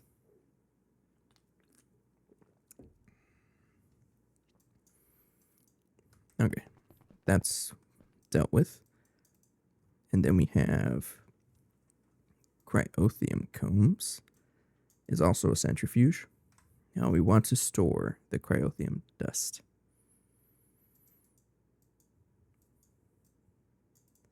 Okay, let me do this as well. Pretty much the same thing. I need a drive, and then I will filter it over here with cryotheum dust. And then I will add it here. And then on the sticky carded storage bus, right there. And then go ahead and void any excess. There's a lot to it, a lot of steps to this, but it's actually pretty helpful. And it's also a major reason why I want the infinity chest, because the infinity chest lets me store 243 different items, which is already more than what this all stores, and it just makes my life so much easier. I need to get there, but it's extremely expensive. So I should be able to add the cryotheum comb now. This guy. Next up. So that's dealt with. Indium comb. We want to store this directly because we use this for stuff. And rinse and repeat. We add filter to the indium comb. Tell this guy to trash any excess. I'm gonna have to filter it here in the sticky card. Let me deal with that right now. Add it there. Yeah, indium comb.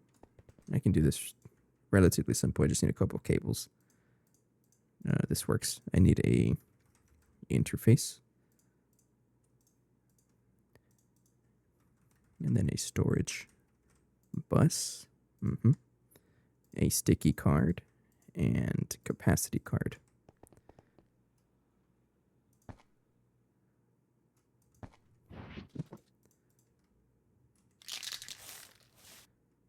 Right there.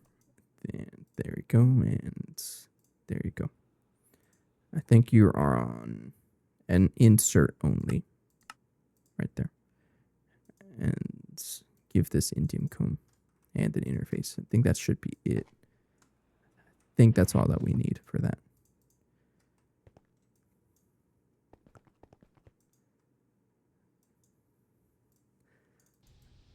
So interesting about this one though is that the indium comb isn't actually gonna go anywhere.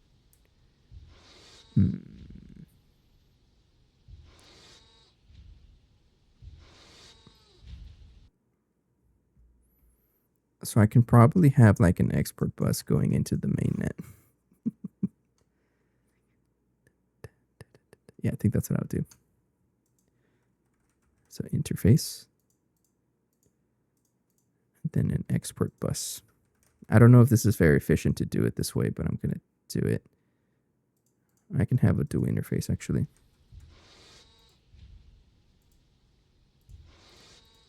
And a translocator. Let's do translocators. I like translocators. They're pretty fun to look at in glowstone. Okay, so what this guy's going to look like is out connected here. So we put an interface there and an interface here.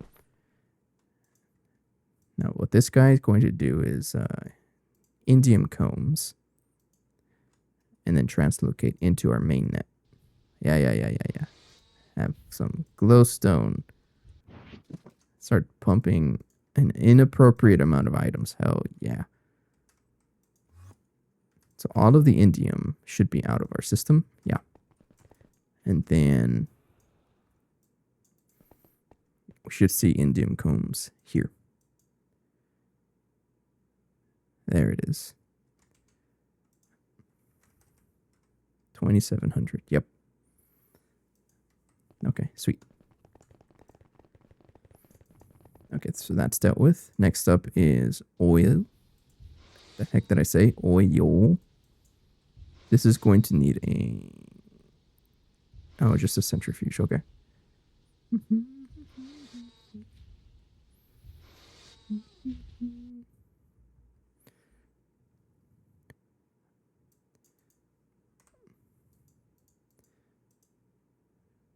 The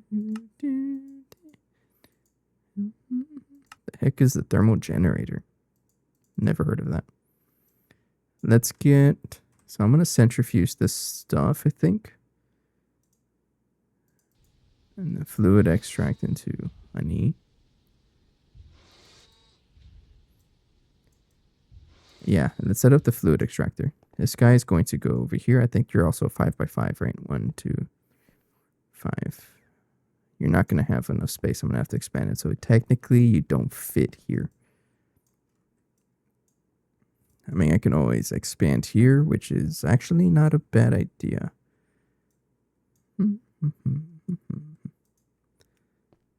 That means I'm going to have to break this. It's 8x8, excuse me. No, it's 5. You got me thinking.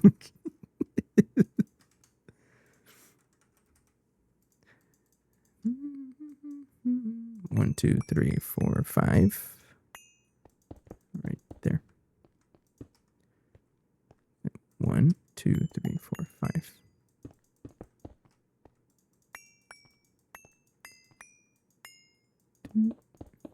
Nah, you're good. You're good.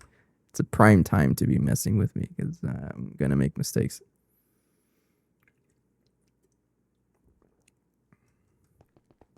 Okay. So I'm looking at the time right now. It's actually almost 1 o'clock. I think I'll leave this for tomorrow now that I think about it. There's still a lot of other things I want to set up. But we did accomplish our major goal today, which is to set up the growth catalyst medium bacterial vat automation. It's a lot of words. And just a quick sanity check. This should say 4004 for all of the controllers. We have 4 of them. And then if I check on the extruder over here, If I see a stack here, yeah, we've built up an enriched aqueduct, so all of this is actually pretty good. Yeah. Oh, that's an issue. I guess I can't quit yet because I need xenon to connect to this. So I guess what I'm going to do before I log off, I absolutely need xenon. It's what our entire base runs on. What I can do is, you're connected. I just need to give this a quartz fiber.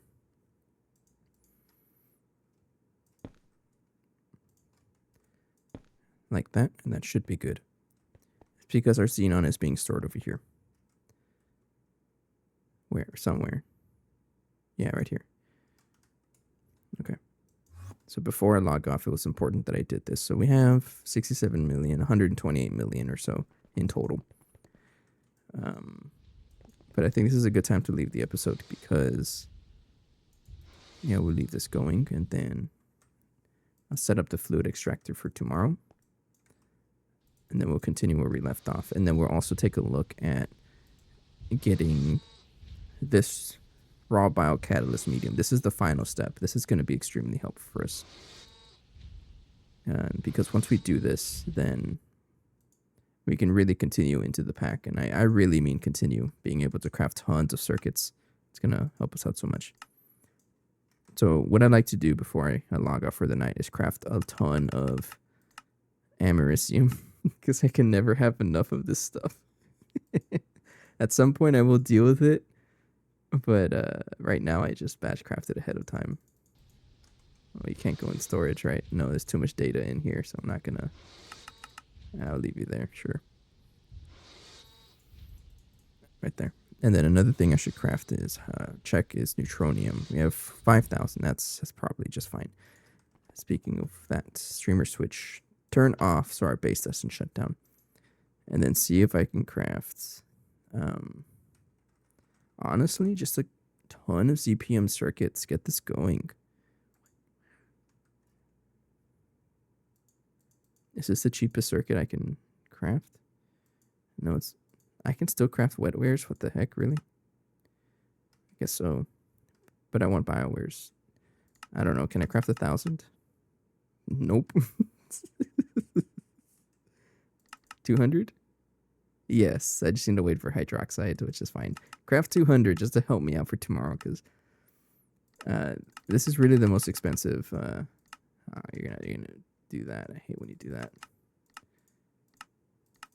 There you go.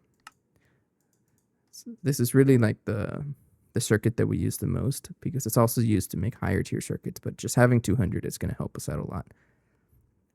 Probably help us out for tomorrow's episode as well.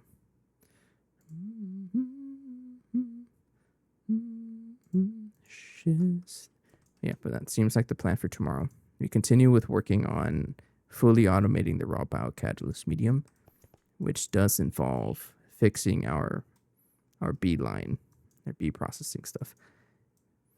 So a lot of these machines we can actually get rid of, like basically all of these four, because the integrated ore processor pretty much just does all of that for us already. I love this multi-block. It's so good. But we still need to set up the fluid extractor and maybe a dedicated electrolyzer. Maybe sifter? I don't think so, though. But we'll check that out for tomorrow. So let's go say hello to another streamer if anyone is active right now, which I'm not very confident, but we'll see. Again, I do gotta say, I appreciate everybody for joining and sticking around. I hope that I will be able to also accomplish the Stargate. Not hope, it's going to happen. And it's going to be a big thing. We'll get there. We'll go say hello to Wilbur the Pig. I haven't said hello to them before. So I will be streaming again tomorrow around the same time. So 8 o'clock US Central, plus or minus an hour, because I tend to be late. But if you guys want to see some live music and a average Gregtech or average GTNH player play And yes, I will be drinking again. So if you want to join in on that, feel free. Anyways, for now, have a good night. Take care. Thank you for your time and support, and I will see you guys tomorrow. Hopefully. Bye-bye.